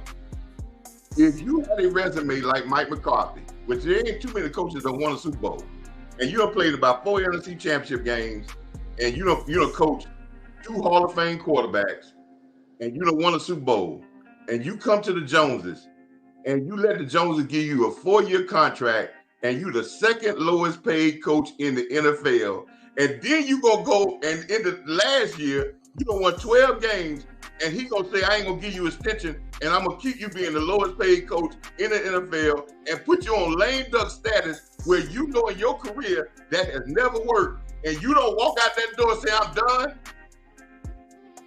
Yeah. If you take that means you as a person, you don't even value yourself. He could have walked out that job and he had a good he could have even cussed him out and got fired and got his $4 million. Right. Anyway. Right. And he might have been the offensive coordinator Quinn in Washington and made at least $2 million. Yeah. When you have a guy that don't even value himself, how can he be a true leader of men? We can talk about all the guys you're gonna bring in here, but you don't think players see that this guy's the lowest paid coach in the league? He has to have players like him, because if they don't like him, if he stretched them to a point and they start to turn, then what Jimmy Johnson said in that speech, he said, "I was a tyrant and y'all didn't turn on me." If he turns into a tyrant, those guys are going to turn on him, on Mike McCarthy. And we're going to be in the same. When you talk about getting players, you're chasing the tail. Rob, you said something about John Madden, right? I just talked to a guy the other day, was a Cowboy fan, and he was a John Madden player. I could tell why he was talking, right? And he was talking about we need to get this guy, need to get this guy. He was talking about all these free agents we need to get because that'll make us better. And I said, "Do you play John Madden?" He said, "Yeah." I said, "Are you pretty good?" He said, "Yeah, I'm pretty good, man." I said, "You ever play in the tournaments?" He said, "Nah, man, I don't really play in no tournaments, but I'm really good." I said, "I bet you I can give you a John Madden team and give you the all-star, all Hall of Famers in every position and put you in the tournament, and a guy that's been in the tournament, a champion in the tournament, would take one of the lowest teams in there and beat you at least by 1 point." He said, "Well, yeah, because that guy in the tournament, he works hard at his thing day and night. He knows his joystick up and down. He knows when to cut, how to cut, when to jump, all that. He'll negate your talent because he done work harder than you." Right. What I'm saying about the Cowboys. Our talent is getting negated by people like Green Bay, San Francisco. We got 10 Pro Bowlers, but when it gets down to the real nitty gritty, where there ain't no tricking people, ain't no scheme, it's about, I'm gonna bust your ass or you gonna bust mine. Right. Big facts. And we crack under that, and then we come and make all these excuses about scheme, or they ain't calling the right plays. Man, I heard all this in high school, guys. Oh, you ain't called the right play. Or they had a good scheme on us. And when you see total failure in big games, yes, we went 12-5, but every big game we struggle. We struggle with penalties. We struggle with execution. We struggle with tackling. Yeah. Hey, so, Coach, this has not just happened one time. This has been a plethora of times. Yeah. So hold on. I want to segue right there. I want to segue right there. Right. So we know culture is a problem. Right. We've established that. We know that Mike McCarthy is part of the culture. It's a problem. We've established that. Jerry Jones brings in the coaches. We know this, right? So moving forward today on February 10th, I'm trying to give Cowboy Nation some sort of hope here during the offseason because it's personnel time. We've bought in our coaches, right? Our coaches aren't going to change. We know what we have in terms of the front office, the coaching. We know what's good. So all I'm asking is, I know. Yeah, we were talking about we should bring this player to make. Where do we go from here? Where do we go from here? Yeah, that's like, hey, to end this live stream, I just want to know from both of you guys, hold on, where Coach, do we go from here? We talk about the negative, but let me tell you where I would go. I hope Cowboy Nation promotes that this toughness of this team is essential for us winning. whoever you bring in, the core is still got to be the best players on this team. You got a core here. Yeah. They have to be the leaders. Now, can players learn how to win a championship alone? Even Tom Brady had to be taught how to win a championship. Bill Belichick taught him the things that needed to do to win a championship, and then he took it on what he was taught, and he won another championship, but it was taught to him. He didn't come in as an all-world knowing how to win a championship and what needed to be put in there, right?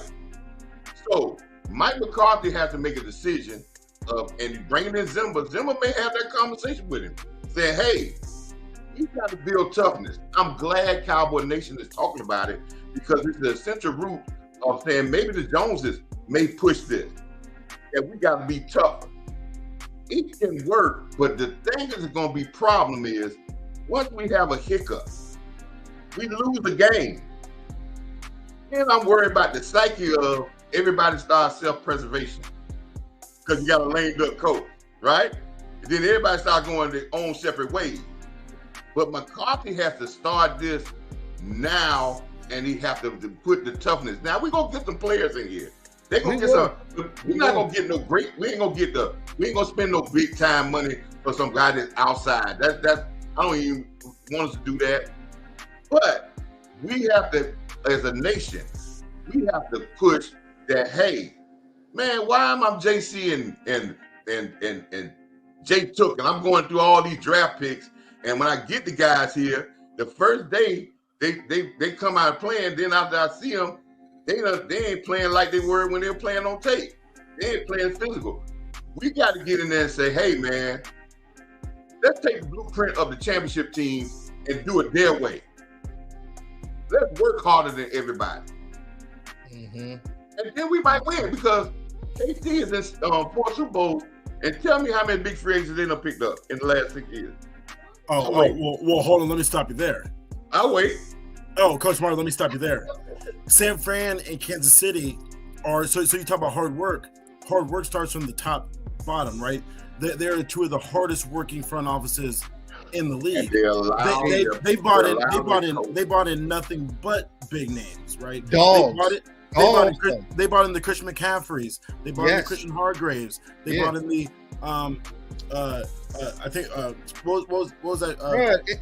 I mean, even Kansas City brings in players. But right? Even though Chase Young isn't a dog, they're just bringing in names, bro. Tell me 2 or 3 names that they brought in that been there a long time, Rob. I want to hear. Now they might have brought in some guys on their offensive line, but other than that, they'll take guys and they're not afraid of coaching.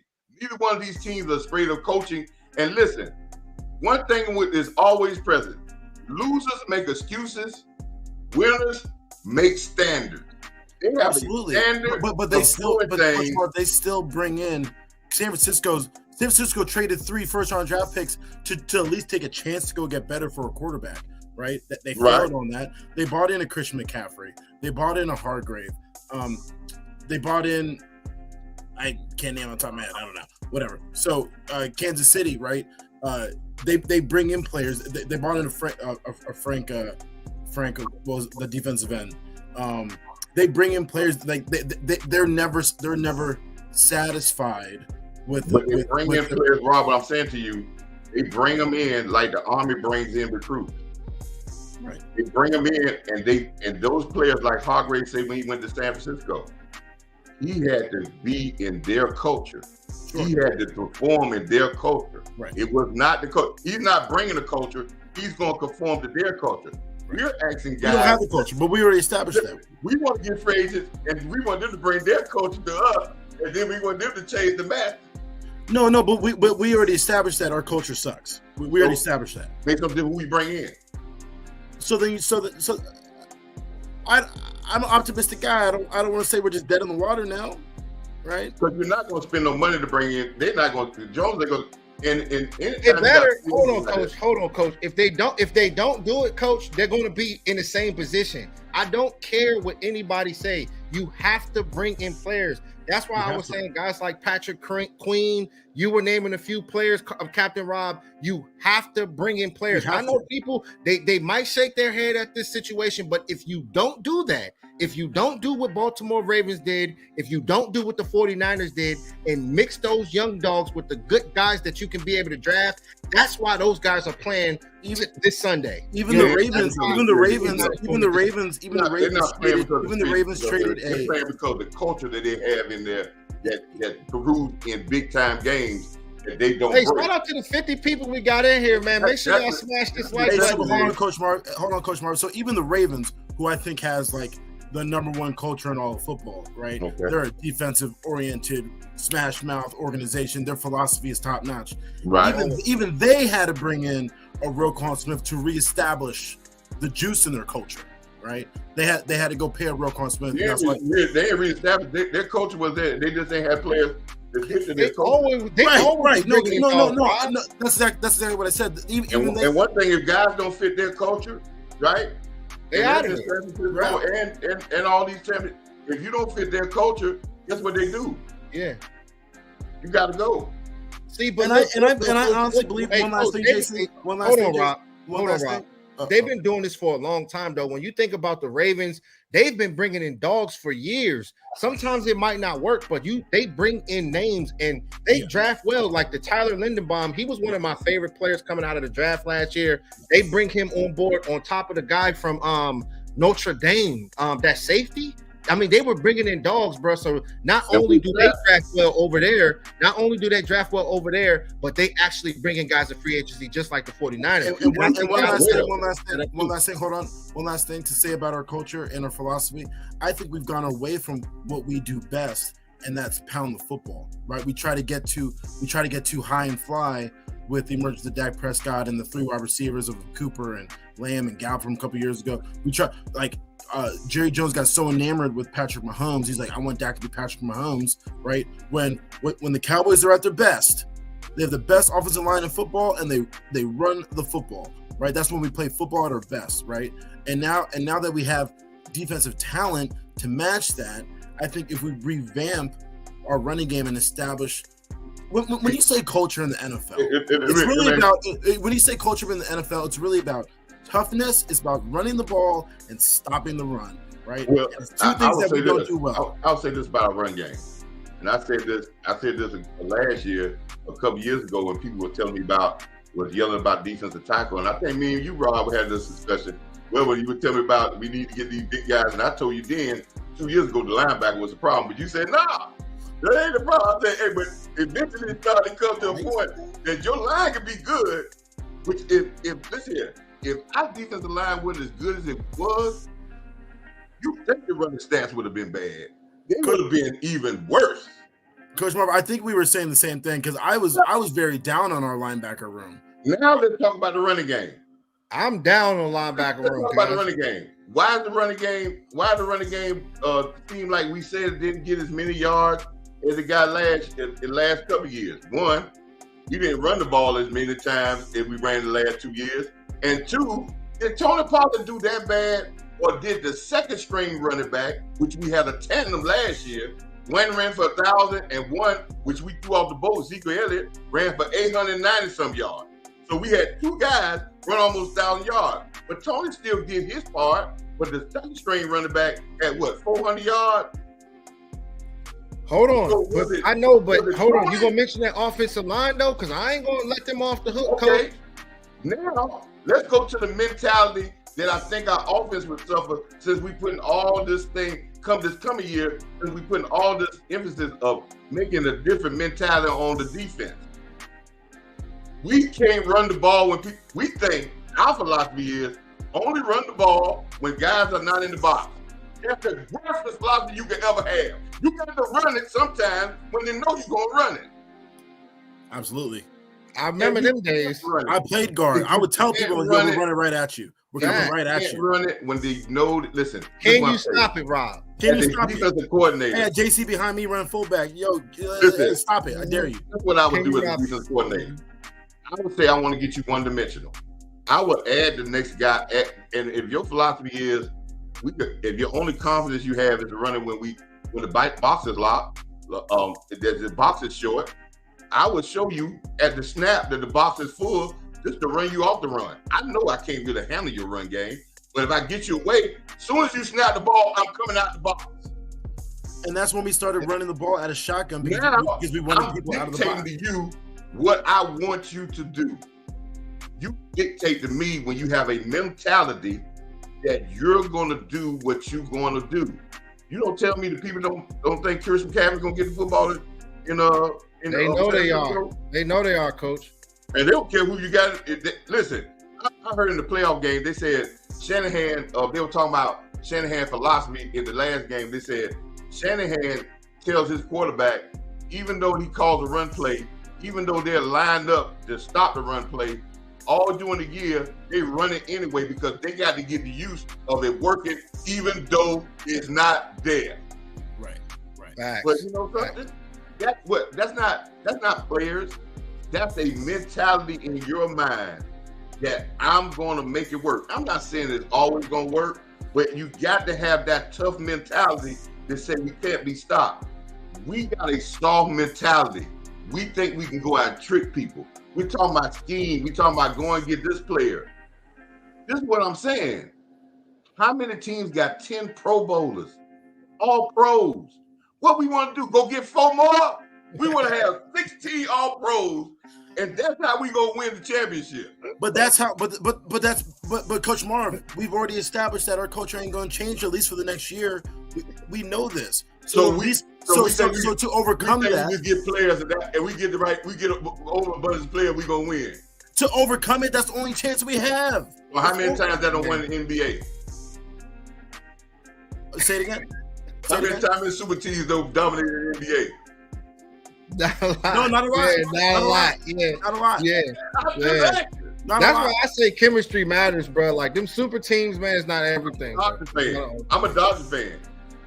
Even with the stuff they did this year, they always, for the last 7-8 years, they done had the best roster in baseball. And the only championship they got is one in the pandemic. Every year they win 100 games with all this money spent. And guess what they get? Some lonely team that spent half the money, that put more work in to get to where they were and didn't feel privileged. We got to earn the right to say we are Super Bowl contenders. We already talking about Super Bowl now because we so thirsty. That's fine. But what I want the team to understand is they got to earn the right to be Super Bowl contenders. You got to earn it. You got to earn it, man. That's why I say at the most important times, that's when it matters most. Like, we know that this team can be able to get to 12-5, but at this point now, what are you going to do when the lights are brightest? And we're going to see, guys, Mike McCarthy, Mike Zimmer. I mean, you have a Mike Zimmer who used to be a head coach. You have a Mike McCarthy who is a head coach. Let's see what these guys are going to do. It's going to be good, but I wanted to keep the energy that we can be able to just switch something up. Don't do the same thing that you've always been doing the last 3 years. Now, guys like, what's his name? Dan Quinn is up out of there. Got Mike Zimmer. It's a whole different. Dan Quinn was bad. I just think Dan Quinn fell into the problem that a lot of coaches fall into. Yeah. I think Dan Quinn praised his defense so much and came too close to them. And he became more of a friend or a player coach. And sometimes now when you're a player coach and you get close, when you try to push those buttons for them to respond, they don't respond. Yes. But you look, Coach, they respond in the regular season, but they're not responding when it matters. They didn't respond in the regular season. When you get into the tougher games, they give up 40 points. Because when you try to respond, you don't give a response. And I'm gonna give you 2 nuggets. I know I got y'all go, but listen. Yeah. One, the biggest issue of the game, the Green Bay game, we were not ready to play football. We had already moved past that. And I'm gonna tell you a nugget. And this is not no in the window. This ain't no it's something I heard. And this is straight from the inside. Hold on, straight from your sources. Your sources. They were already looking at San Francisco film in the week of Green Bay. The talk was already on San Francisco and NFC Championship. And know how I know what confirmed what I heard what did you see people putting flyers out already saying what? Dak victory Prescott party had his bags already packed. established. If that's the case, then Listen here. Let me tell you something. I'm gonna give y'all a little coaching knowledge and life knowledge. When you get in an accident, what do the people when the paramedics come? What they don't want you to go into that's gonna hurt you, they're rescuing you, or your body getting messed up. When you go in shock, right? That's not good, right? Right. When you hear the word after this game from a lot of these players talking about we shocked, that means that you weren't prepared to know that this team could hurt you. Something happened to you that you didn't have no reason to think that was going to happen. And as a coach, one thing you learn as a coach and your players, if you go in shock early in the game, there's no recovery from that. Right. Then you're going to start messing up on everything. You could be upset, you could be mad or frustrated. But once you start going in shock, hold on, but let me ask you a goes question wrong. though, Coach. Hold on. So when it come down to the 49ers, when they was playing against Detroit Lions I was just in gonna the say first that. half, did they go in shock? They didn't go in shock. That's why they You recovered. sure? You sure? That's how they recovered. They was upset, but they weren't in shock. They were down 24-7. Let me ask you a question. And they stuck to their guns and they came back and won that game. Right? That's something the Cowboys can't do. Did the big That's plays happen? culture. That's what you need, bro. But I'm saying that's culture. All right, But we know like our. But I'm saying that our cultures are culture. When did our defense ever respond in that game? Yeah, because our cultures are culture, but we can't. I'm saying right now on February 10th. Responded. On February 10th, 2024, we already our head coach Byron McCarthy, our defense coach is Zimmer, right? And that's what we're going forward with, right? So and you already said, Coach Marv, that if Mike McCarthy comes in tomorrow and is like, I'm gonna flip it and become a tyrant, then no one's gonna respond to that. I don't want to believe that we're in a lame duck season. Let me ask you this, Rob. I don't want to believe that neither, bro. Let me ask you this, Rob. I don't want to believe it either. If your assistant coaches or any coach, and I tell you this from a head coach perspective, if any of your coaches are leading your team in a mental perspective that does not come from me, that's insubordination. And if I got that, that means I'm not the leader. So if Mike McCarthy didn't say, let's look through the San Francisco, their players did. And let me ask you this question. Is that Mike McCarthy history? Because he took a team that was 15-1 and lost to a playoff team in the Giants when he was at Green Bay. Right. It was 9-7. Right. The same way. Same way. So that's 2 times that happened to him. Now we wait for the third strike. I think the third strike is when he took. Hey, this is it. I think the third strike is is when he. The third strike was when he took the job, and Kellen Moore was offensive coordinator who had more power than Mike McCarthy did. He took the job, and Kellen Moore was making $1 million less than him, and he was a coach that was $4 million, a 5-year, $20 million contract, which made him the second lowest coach in the NFL. And so I think Mike McCarthy came in here knowing that he was going to take Kellen Moore's job. Rob, you know it's egos when it comes down to these head coaches, bro. Yeah, so speaking of egos, the biggest egomaniac in all of football. What ego? What you're saying is knowing that Kellen Moore was running the offense, but he was coming in to eventually take over that. What kind of ego he got when you're in the richest organization in football, in sports, and you the lowest paid guy with a resume like that? What ego you got? Man, you keep on talking about his numbers, man. So, what I'm saying, guys, there's no salary cap in the richest organization in sports. I'm talking about all the sports. And you got a Super Bowl championship where ain't about 4 or 5 more coaches got more. And you gonna take the Lord if you, JC. Hey, coach, but you gotta think about it this way. JC, would you go to the richest organization in your profession and you got a resume like that and take the lowest salary in that market? But you got to think about it, Coach. When you're coaching for the Dallas Cowboys and when you're playing for the Dallas Cowboys, it's a different energy. You see that with the players. Hold on, Coach. Hold on. Let JC get on real quick. Hold on. Wow. I got something for that. Yeah, when you think about the players, How many players have y'all heard of arguing and getting mad, being a locker room problem? They love playing for the Dallas Cowboys, bro.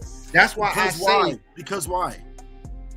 The stuff that we've been talking about, bro. No, because Jerry Jones, the biggest egomaniac in all of football, is really the head man. So every owner is the owner, right? But really the championship teams, their head man is their head coach, right? You see what the Joneses have done to us? You see what the Joneses have done to us? Did y'all really see what they done? What they do, Coach? They done made Mike McCarthy. They got this arrogance to make Mike McCarthy, their players, and us as fans. They make it seem like we privileged. We privileged to be their fan base. We should be. I'm cursed to be a goddamn Cowboys fan. I can tell you that. That's so hard. It's so hard, bro. It's so hard being a Cowboys fan. Hey, what?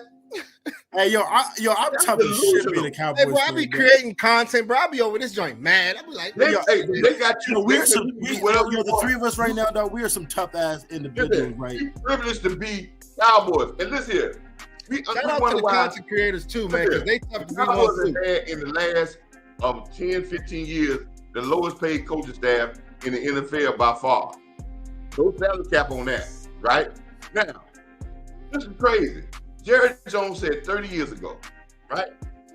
He said something 30 years ago that got Jimmy Johnson out there, and he stand 10 toes down on this. He said, I can get 500 guys to coach this team if I got talent.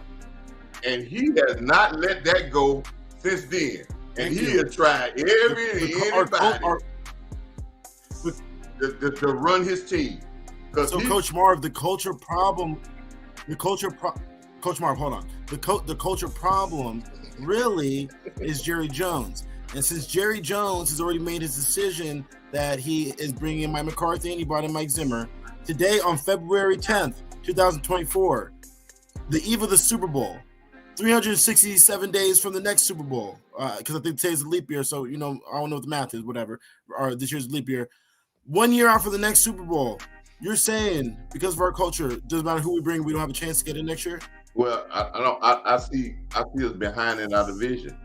I thought Philadelphia would fall off in our division last year, but Philadelphia, even though they're Hollywood too, that's one of their problems too. But they decided they're gonna do one other thing. They said we got some talent. They went out and got the best coaches they could find. Even we might not like Kellen Moore, but on the defensive side, they went out and got the best guy that they could find to get the best out of their talent. I ain't even scared of Kellen Moore. Hey, bro, I think we'll mop them boys. Who do they bring in on defense? Who do they bring in on defense? Huh? Who do the Eagles bring in on defense? When they got one of the best defensive line coaches, they done changed. We got one of the best defensive back coaches. Who's the defense coordinator? Fangio coming in there. Oh, here. Look, listen. The Philadelphia Eagles are talent deficient. Okay, they've paid their talent deficient. I don't care what call. Yeah, I don't have to worry about the Philadelphia Eagles. They're talent deficient, and I said that at the beginning of last year, right? Okay. They lost their schemes. They lost everything that made them a Super Bowl contender, right? They lost their focus. They lost their and culture leaves sometimes when your veteran leadership leaves in free agency. Right? So let me ask you this though, Coach Marv. So if you're talking about Kellen Moore, how much do you really believe in Mike Zimmer then? You talking about one guy? Did we change? That's where it start. Okay, we talking about this. No. If you're talking about Kellen Moore, it starts at leadership. No, hold on. If you're talking about Kellen Moore, right? We're talking about Kellen Moore. And then I said that they went and got about Mike Zimmer. And you heard what I said. I said even with Kellen Moore, they went in to straighten out their thing. They got the big Fangio. They got one of the better defensive line coaches, one of the better linebacker coaches, one of the better secondary coaches. Your coordinator is only a person built with his coaches. Listen, we talk about the linebacker coach. Y'all want to talk about the linebacker coach? You say, well, I guarantee you, the linebackers we had, if we had a coach that coached linebackers more, and I can tell you this one is out of the room, that nobody respected, and then your assistant linebacker coach is a former defensive back or safety. If we had a real linebacker coach, when we watched film, we were seeing at least real linebacker movement. You know, we had underside. JC, you watch film. If they move like linebackers. No. Because they're not linebackers, they're defensive backs. They don't know how to play linebacker in the NFL. Well, the linebackers they had, there was linebackers didn't move like linebackers. Leighton Van Ness is a good linebacker, man. Yeah. So what? Leighton Van Ness Hey, look. I don't want to hold everybody up. We've been live for almost 2 hours, man. I don't know where everybody is on He's time. He's a good linebacker. As soon as he went down, we missed him. Watch film on that, Rob. As soon as we went down, we missed him. Rob. As soon as he went down, we missed him. It's getting a little heated right now, but hey, look, man, it's great to be able to talk about this. Did he play in Arizona, Rob? Did he play in Arizona? Yeah, he played in Arizona. Did he play in San Francisco most of the game? Yeah, he played in San Francisco most of the game. Okay, then that's enough of that. We don't need to talk about that. That's one player our team wasn't ready to play. Oh. That's one, and like he's the only linebacker on the team. He's like the only. He's like literally. Right, he's literally the only. Most linebacker rooms have 5-6 guys. Rob, I can tell you straight up with it. There's no way that you don't watch film on LVE and can tell me he's a good linebacker. He's a good linebacker. There's no way you can do that. No way. Leighton Van Ness is a good linebacker. No way. He's good. You can tell me that. He's not an All-Pro. He's not a $20 million. He's not a Patrick Queen. He's not a Roquan Smith. He's not a Fred Warner. But Leighton Van Ness, he's good. Since he recovered from his neck injuries, he's good. He's a good linebacker. Hey, bro, He's the best linebacker we got. He's the best linebacker we got. Hold on, bro. Hold on. He's the best ones we got. He's the best linebacker that we got, but he's not good enough, bro. He's not good enough. Hold on, bro. Hold on, he's not good enough. You ball before. We know dog mentality, bro. You know what I'm saying? There are players, there are better players, bro, that got that dog mentality. Let me give you another nugget. Up when it matters, bro. You want to know why some of the linebackers got cut in this room, like the Harpers and the Cop? You want to know why they really got cut? Why? They said they were better than LVE, and they knew they were. But there was no other person going to start if he was healthy than LVE. So you saying that they knew that they were better than LVE? That's why they were cut. LVE was going to start. If that's the case. That's why you lose, coach. If they thinking like that. LVE was healthy, regardless of what contract was it. Which if they cut him now, ain't gonna be a $2 million cap hit. LVE had a position, if he was healthy on this team, locked solid than cemented Grant of Jerry's world, and that was no doubt. And that wasn't gonna happen. That wasn't gonna change. All right, coach. Let me ask you this real quick, okay? So, as far as these free agents, right, that's going out this year, can you give me 2 guys that's going to be free agents this year that you want to bring back, bro? And then, Rob, you can let me know. Let us know. Yeah, yes, that's going to be free agents that you want to bring back.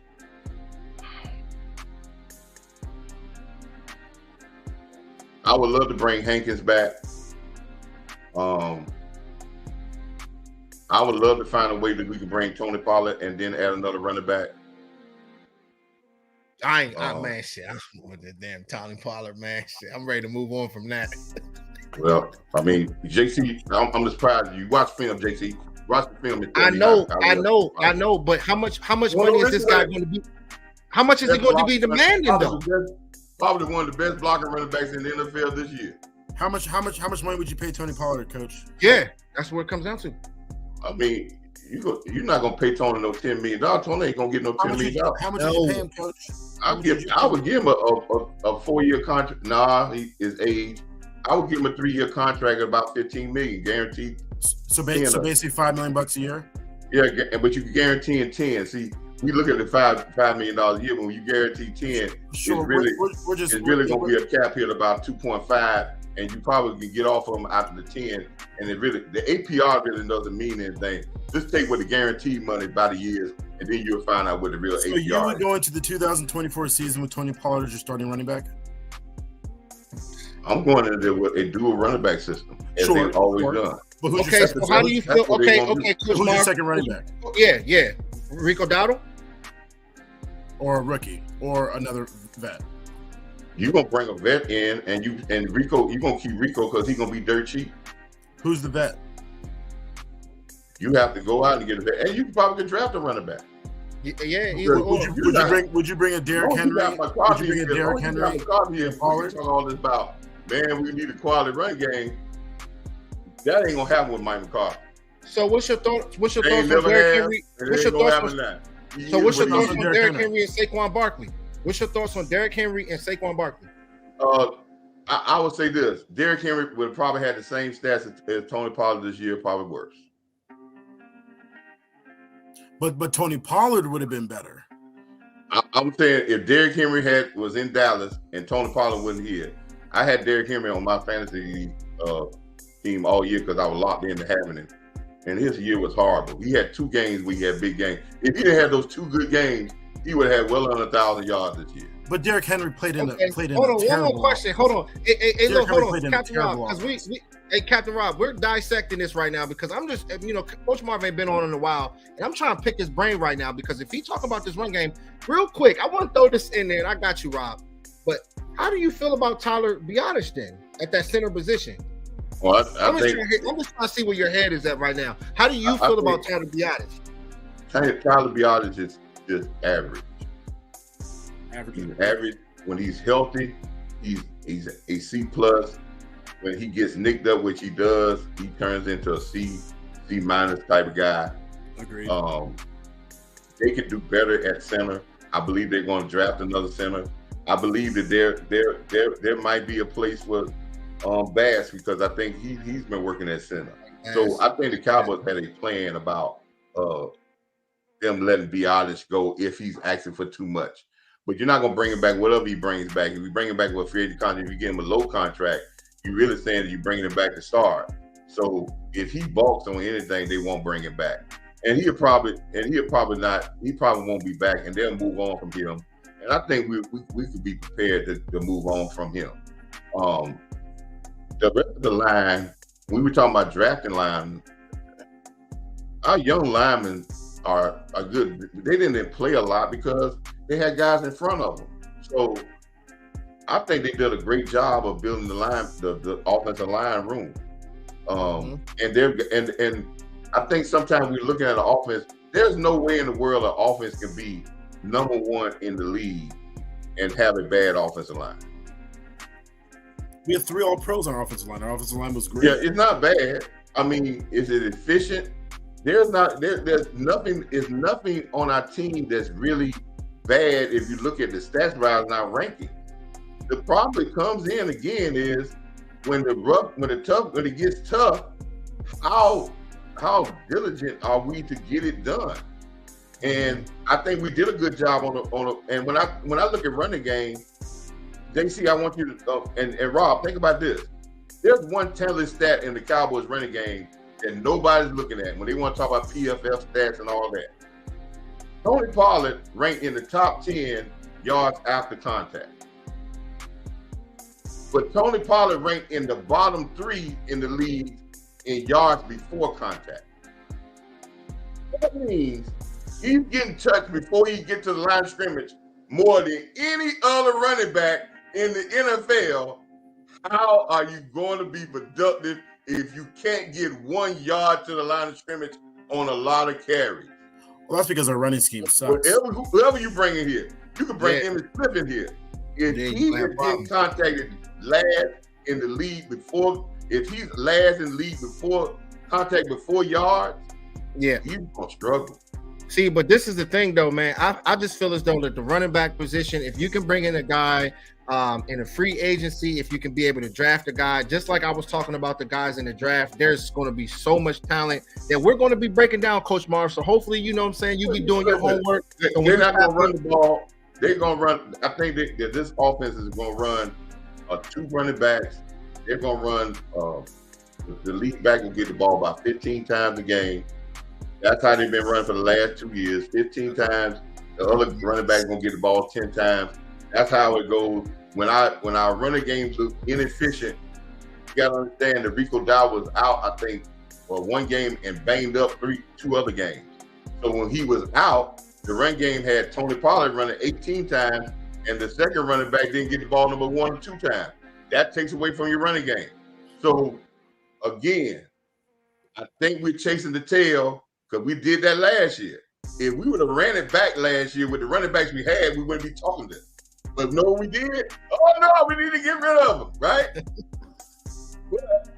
we go it again. As soon as it don't work, we say, "Oh man, we got to change." It's not a player. It's not the offensive line. It's a mentality type thing. And so mentality speaking, when we have a player like Tony Pollard, it's not gonna be a pressing need to change our run scheme. And I don't know the stats but I know we're tops in the league in running out of the shotgun position, right? That is not how you run the football. If you bring in a guy like Derrick Henry, you're gonna have to run from under the center, right? And I feel good about that, Rob. No, you're not. What'd you say, JC? I feel good about that if they did it. Yeah, if they you're did not it. gonna do that. If they don't do it, that's on them. But I'm telling you what I feel good about. No way you ain't I gonna do would that. want them to be able to run that smash mouth football, bro, because that opens No why up. you're not gonna do that, JC? You have 3 All-Pros up front. Know why you're not gonna do that, JC and Rob? Because when Mike McCarthy last year with Aaron Rodgers, they ran predominantly out of shotgun. When he left, they got a better running game after he left with the coach that they have here, and they start running under the center most of the time. Mike McCarthy is not a guy. He is who he is. The running game is bland. It has always been bland his whole entire career as a head coach. So we're gonna be sitting here next year. Hold on. We're gonna be sitting here next year, February 10th. When he had Eddie Lacy. When he had Eddie Lacy, they was running smash mouth football over there. Yo, when he had Eddie, when he had Amon Green, when he had and he never had a running back. I don't even think Eddie Lacy. Those guys had good years. He did not run out of the shotgun like. He ain't never had a us running out of the shotgun shotgun is a Kellen Moore system. I don't know, dog. Yeah, they was running, bro. They was doing. Green Bay. Listen here. When Mike McCarthy left, Green Bay has been in the top in rushing ever since Mike McCarthy left here. And Aaron Rodgers won 2 MVPs after he left him there, and he threw less passes. Yeah, man, listen, my best friend is a Green Bay fan, been all along. And listen here, when we hired McCarthy, he said, Marvin, you've been telling me all the time that McCarthy's problem is when he faced physical teams, he faltered. And yes, when they faced the Seattle, when they felt guys that were physical, they had a tendency to falter. Anytime they felt physical teams, they had a tendency to falter. That's been their thing. Coach Mark, I agree with what you told me what I was gonna get, and I tried my Cowboysism tried to override that. But as long as he stay here, I'm starting to see he is who he is. Come on, Coach Marv, you killing me. So Coach Marv, hold on. Hurry up, Rob. Hurry up. No, hold on. Last thing I'm gonna say, and then we got to wrap because we have 2 hours. Coach Marv, this is all I'm saying, right? I'm saying in again February 10th, 2024. These are we do these shows for the changes that we want to bring to the Cowboys, right? They ain't listening to us, right? But this is our hopes. This is what we could talk about. When you talk about our culture and trying to change our culture, we're not changing the coach, right? But the coach can do different things if we bring in different players, right? If he's not arrogant, right? If he's not doing his scheme for his scheme and he's adapting his scheme to the players that he has, right? I'm hoping for the best. Hey, right? Captain Rob. Captain Rob, do you trust Mike McCarthy? Do you trust Mike McCarthy? Hold on, Coach. Hold on, Coach. Do you trust Mike McCarthy having like 2 or 3 different schemes in his back pocket, going into games? Do you trust that? No, he ain't got no 2. Mike McCarthy's not going. I think when we get crazy about football, we think it's scheme. Mike McCarthy's not going to do nothing different to guys than scheme. It's going to come down to can you execute what you're doing.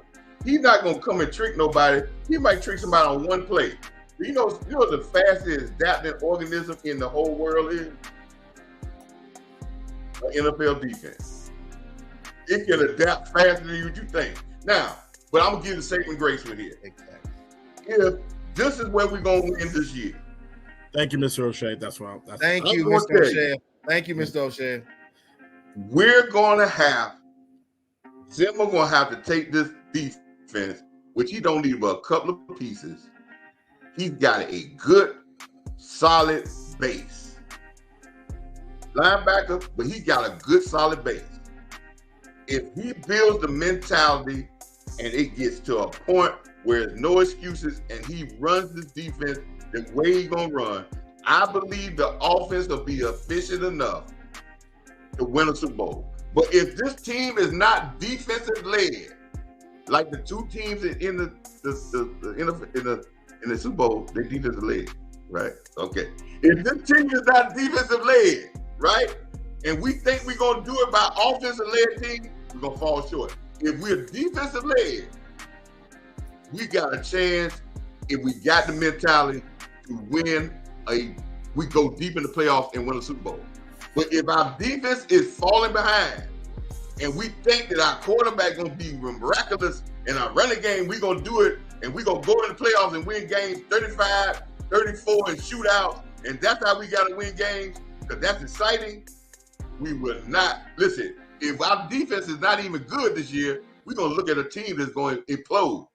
But if we are defensive led, our offense with our guys we got on this offense currently could be good. Because we had a great defense, right? We will be talking about we playing the NFC Championship game right now. Because even our quarterback had a bad game. Ain't no other quarterback threw for 400 yards in a playoff game this year. And 3 touchdowns and ran for a 2-point verdict. If our defense would have been just stopped out, we wouldn't have probably lost about 2 games this year. Yeah.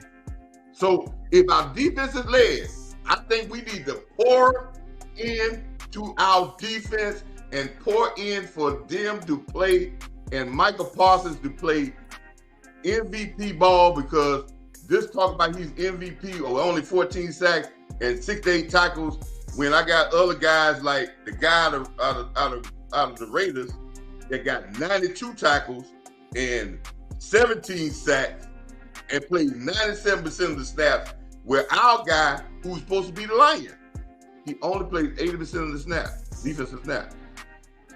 Ain't that right. He can't be an undersized Lion playing defensive end. Right. He can't. Yeah. He weighs 245. He weighs 245. I'm gonna give you this. You know how much D-Law said this on a podcast 3 weeks ago when he was on Hankins' podcast. You know how much D-Law weigh? And I can tell you from inside the building how much D-Law weigh. How much D-Law weigh? 245 pounds. Hold on, bro. No. Hold on, bro. No. Hold on, bro.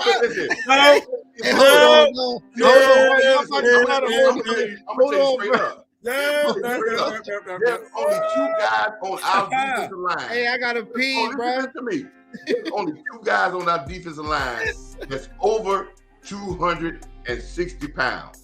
And that's Coach Marv capping on this. Yellow Galmore and Osa. Everybody else is below that. Well, that's why DeMarcus Lawrence is tired too. That's why he's tired. That's why he can't. That's why he's tired in the playoff game, because he's 245 pounds. Yeah. That means we need to get heavier players. This is a big person. This is a big person game. This is a big person game. You cannot play NFL every down defensive end at 250 pounds or 245 pounds. Yeah, that's why I don't believe that. You can't do it. He's 245 pounds. That's why you get worn down in the playoffs. Yeah. That's why you get run on. How much you think Charles Haley weighed in his whole career? I don't know how much he weighed. Left tackles were 320 pounds in the 90s. I'm just saying. Then we go with this thing about, but how much you think he weighed? I'm not sure. 250. And had to try to stay at 250. Hey, 5 pounds is a big deal. The average lineman in the 90s was like 290, 300. Now they're like 330. Yeah. Well, listen, y'all, we got to wrap it up, though, y'all. Rob, know what you telling me? Know what you telling me? Hey, Coach Marv. If Parsons ain't what you think he is, then. You said what? If you say it's by his weight, he ain't the guy that you think he is. No, he's not. Not an every down defensive end. He ain't the guy you think he is. I think he's a phenomenal football player, but he needs to play linebacker. Just don't build in excuses for him. He got enough as it is. He do got a lot of excuses, Coach Mark. Just don't build in none for him. Yeah. Because he'll hear it and he'll use it. He'll come up with that. Man, I wasn't big enough to play out there. See, he'll use them. Right. But like I said, man, Rob, you think I'm lying, man. 245, there ain't but 2-3 guys on that team, man. Don't hey, I'm telling you. But isn't that why you get run on, Coach Mark? Because you're just underweight? You getting run on because your run fits are horrible. You ain't seeing guys get blown off the ball. You seeing guys doing a lot of stunts. I think we stunted our way out of a lot of run fits. I think our philosophy. And then you got linebackers that's standing in the same spot when the ball snaps till when the ball goes. They not reading well. They don't take. Listen here. If I can tell you like this, if that guy from Florida A&M had a real linebackers coach with his speed, there would be guys getting on him. But if he's standing in one spot and not reading, they ain't got to do him put their hands on him. They ain't got to knock him out of the way because he ain't gonna get off. So, but like I said, man, I want to tell y'all guys again, JC, that work you're doing, man, it is important because our draft thing is going to be very important. Hopefully we get to the Joneses that in this thing here that they understand that I have no problem with them going through the draft and building a team. But I just think they got the dumbest thing in my mind to say, if I'm going to go through the draft to build a team, then I need to have the best coaching staff that money can buy. But they doing it the opposite way. They try to get it with the team, and then they try to get the cheapest coaching staff. And I say this like this.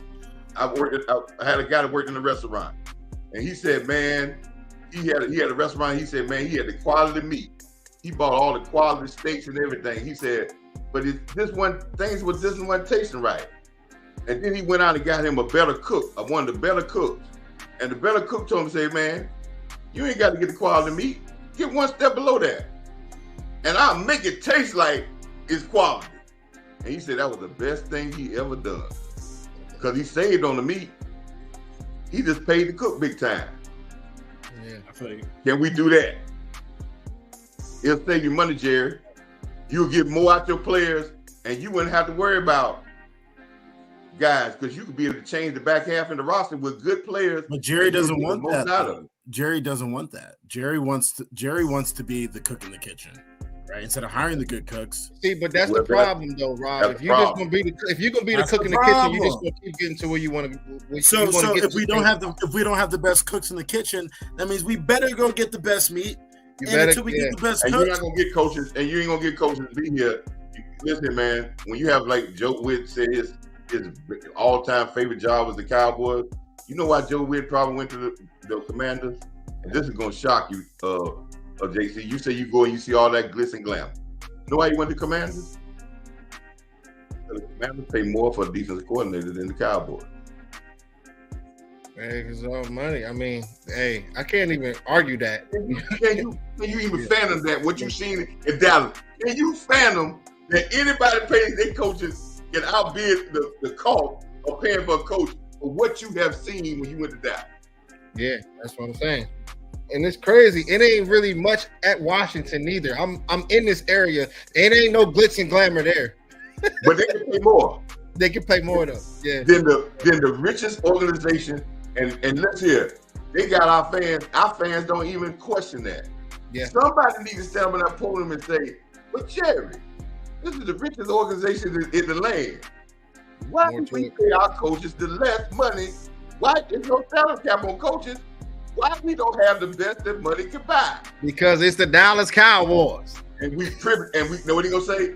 Guys are privileged to coach here. We don't have to pay them. It's the Dallas Cowboys. And then he gonna say, and y'all fans, y'all should be privileged that y'all are fans of the Dallas Cowboy community. I try to stay out of that mindset because that kind of stuff make me angry. But we getting so deep, guys. Yeah, I appreciate y'all so much. This was a good show. I know we was gonna stretch it this long, but it's been a long time. Thank you so much, Captain Rob. You got anything else to say, Captain Rob, before we get out of here? Oh, I have tons to say, but I think y'all got a little too much. No. It's not that. My final word is that we obviously have a good foundation in Dallas. We go 12-5 every year for a reason. And all I'm saying right now, moving forward, we've made the decisions that I would not have made at the coaching position, right? But I'm not Jerry Jones. So like we have our cooks are in place. Now it's time to go get the meat, right? And the only thing that we could do at this time now moving forward is hopefully knock our cooks on the head and be like, yo, you need to change up your recipes a little bit and maybe change up some, like the way you get in the kitchen, right? That's really referring to their mentality, their culture. It's gonna be hard to get free agents in Dallas. Not guys. Everything's hard, but everything's hard, but not impossible, right? No, everything's hard, but not impossible. The league players know that this ain't football first. And everything is hard. My final word is everything's hard. You're gonna kill yourself. Hold on one second. My final word is everything's hard, but not impossible. Moving forward, we have a good foundation.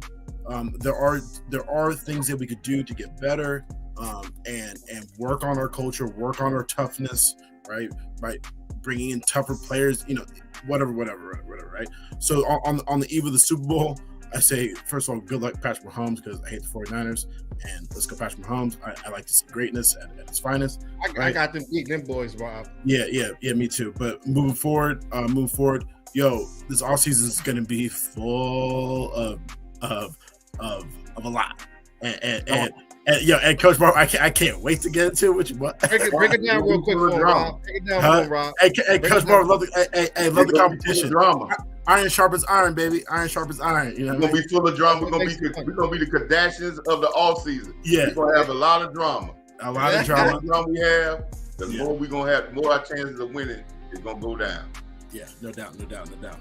So I mean, hopefully what we do here, trickles up into the organization. We do what we could do from.